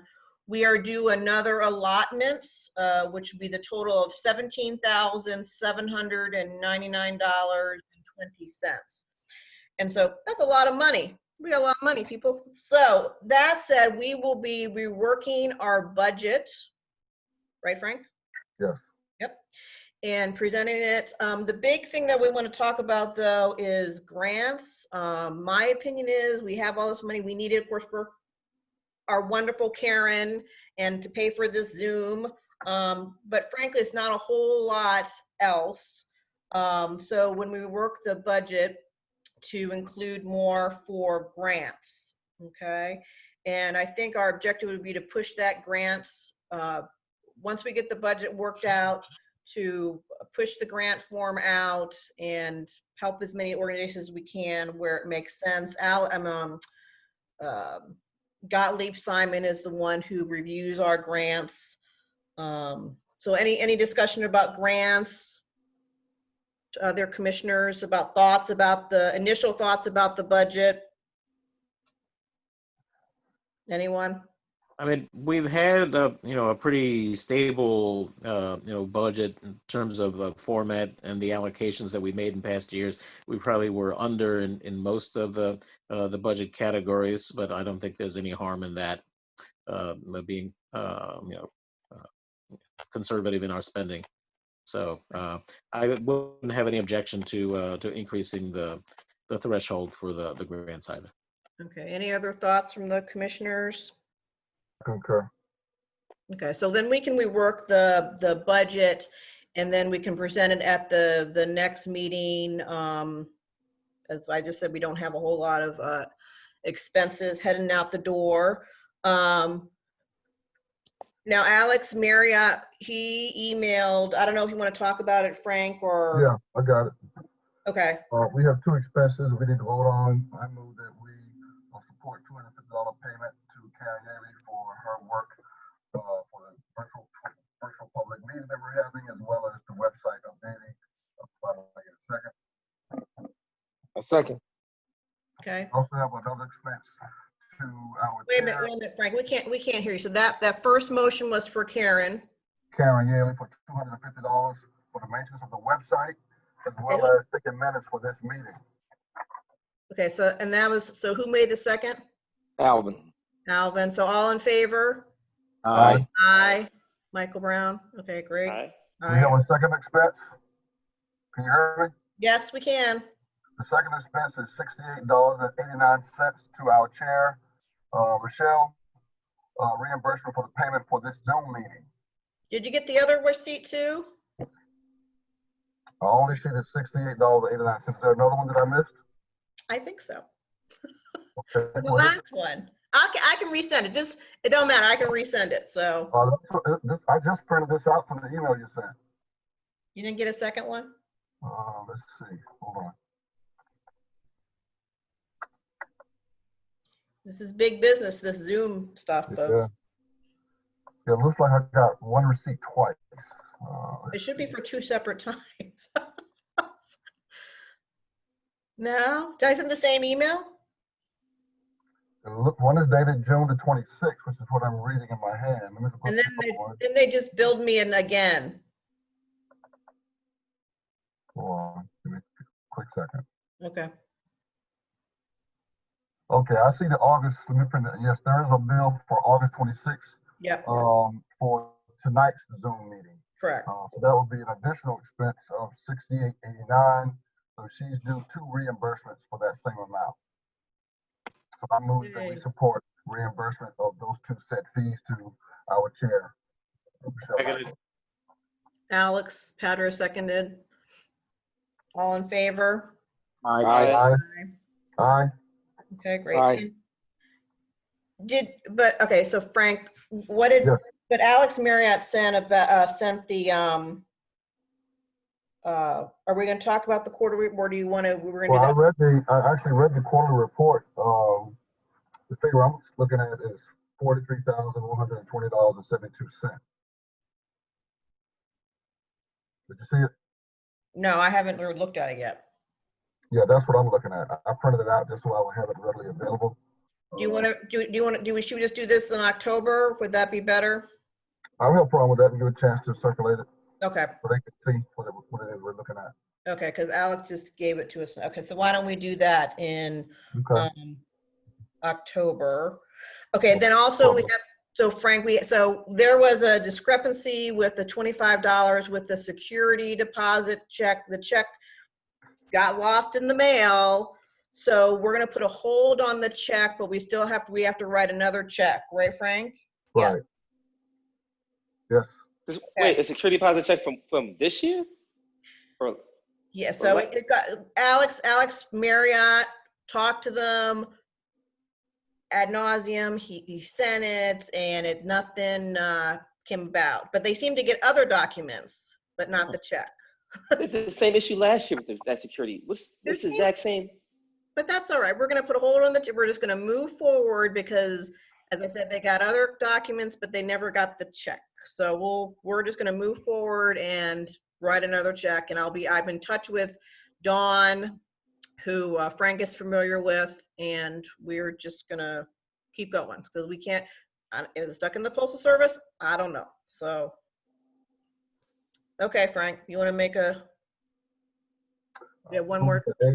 Yeah, I move the ANC 60 reimburse off of ANC for $25 for the treasury fund. Second. All in favor? Aye. Aye. Aye. Michael? Aye. Yep, I said aye. Okay, great. I think that's it, Frank. That works for me. Okay, so, and then we're gonna get, as the transition is happening, everything will be set up with Frank, will be treasurer, and we'll be reviewing all the Wells Fargo's documents, et cetera, et cetera, et cetera. Okay, and then we'll present the budget next month, and hopefully, and I saw Kenyatta's, so Kenyatta, we'll send out the form, okay? Where's Kenyatta? Is he still on the call? And then we'll delegate the money. Kenyatta's not on the call. I don't know if he's on the call. Okay. All right. So the grants hopefully will be put towards good use with many great organizations within our community, okay, for future. Okay, any announcements? This would be for the mayor's office. Is anyone here from Charles? Oh, there she is. There she is. Hi, can you all hear me? Hi, Michaela. Hi, it's so good to see you all. Again, I'm sad that we're still in this posture, but I'm glad that we are all able to still connect. My name is Michaela Farrell. I am one of Mayor Bowser's Ward 6 liaisons in her Office of Community Relations and Services. And I have a few announcements from our office. So as many of you all know, yesterday was the first day of school for our DCPS scholars, and school is starting in a virtual posture. We know that this doesn't come without challenges. I've received some calls yesterday about students having trouble logging on to their virtual learning. DCPS has a hotline. If you know of any students who have not been able to log on to their online classroom, the hotline for that to help resolve issues is 202-442-5885. DCPS also has a really helpful website with information on how to connect, and if you have any issues with passwords, and that website is backtoschool.dc.gov. Again, that's backtoschool.dc.gov. We know that this year has been especially tough, and it's taken a toll on all of us, and students, adults, and we want to be sure that residents know that there is support through our mental health hotline to provide counseling and support to our residents who are and our neighbors who are experiencing an increased anxiety and stress due to COVID-19. If you or someone who would like to call into that hotline, the hotline is a 24/7 hotline, and the number is 1-888-793-4357. Regarding COVID-19, our coronavirus website is has the most up-to-date information about the district's response to COVID-19. We post locations of our free COVID testing sites every day on our website. That website is coronavirus.dc.gov. Again, that's coronavirus.dc.gov. And there's information about testing, resources, food resources, resources for small businesses. So it's really a one-stop shop for any questions related to the district's response to COVID-19. We additionally, earlier this summer, the Mayor Bowser, she charged the District of Columbia Facilities and Commemorative Expressions, which we say DC Faces, working group to really evaluate the named DC government-owned facilities and to make recommendations to change any names if the person who the building or facility was named after, encouraged the oppression of African Americans and other communities of color. Those facility focus areas were DC government-owned streets, owned buildings, including libraries, schools, rec centers, DC government-owned parks, statues in DC government-owned parks, and other public spaces. And yesterday, the DC Faces Working Group submitted its final report and recommendations to Mayor Bowser. If you're interested in learning about what that report and those recommendations were, you can visit mayor.dc.gov/DC Faces. And then one last point that I want to make. I had the opportunity to do a community walk, a small community site visit with Commissioner Padro last month with neighbors regarding issues surrounding rodents and trash disposal and storage. And I'm happy to do a socially distanced walk-through site visit one-on-one with any individual or with any neighbors who are interested in that.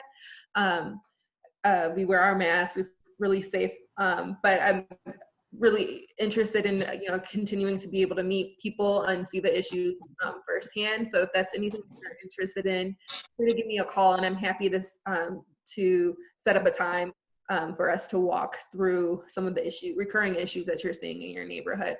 My number is 202-538-1241, and I'd be happy again to set up time. If you just want to call, text, or email me, you can, and we can set up a time to walk.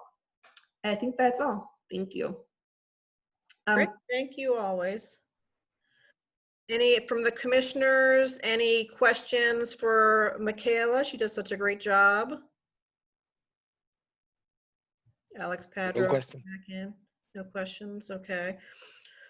From the community, anyone have questions for Michaela?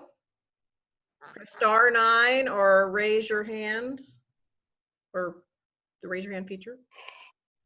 Any questions? No. No questions. Okay.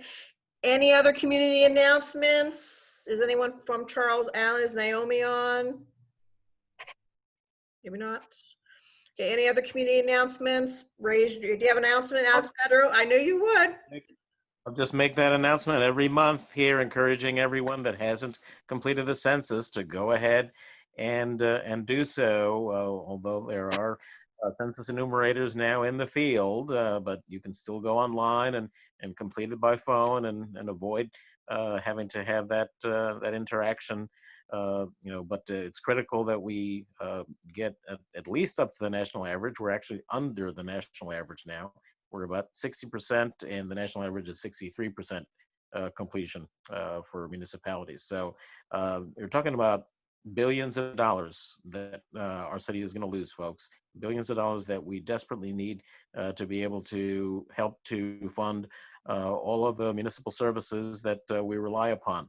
So encourage your neighbors and family and friends to please go ahead and complete the census, or if you want to wait until somebody knocks on your door, then they're going to knock on your door. But answer the door when somebody does knock on it, if you didn't take the opportunity to answer the census in advance.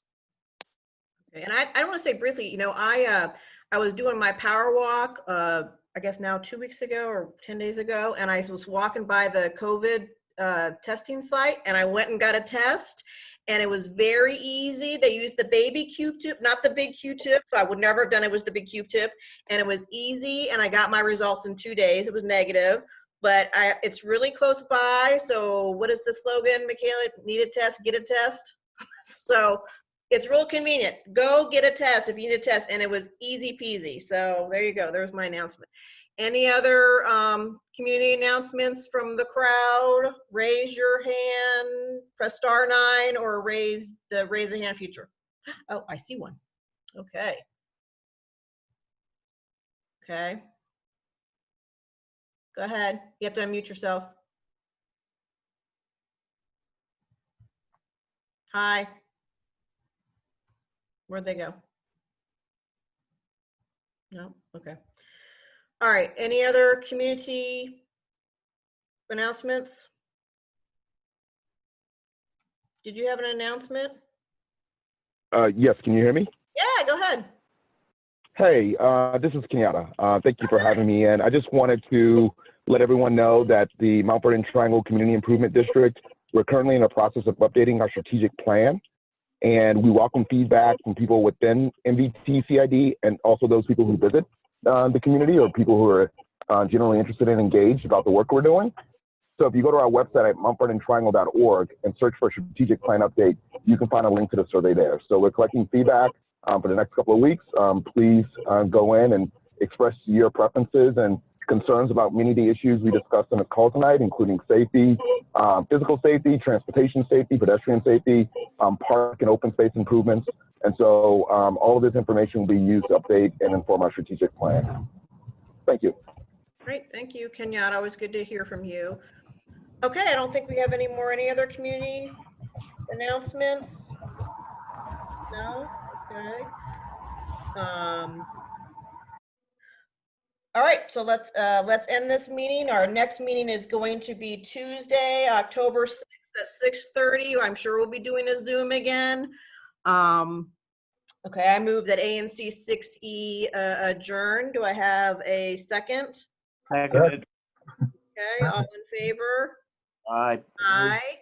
And of course, aye. Of course, I want to thank Ed and Marcus, my wonderful co-hosts, who I could not do any of this without them. So they're troopers, and I always hope they hang in with me. Don't leave me.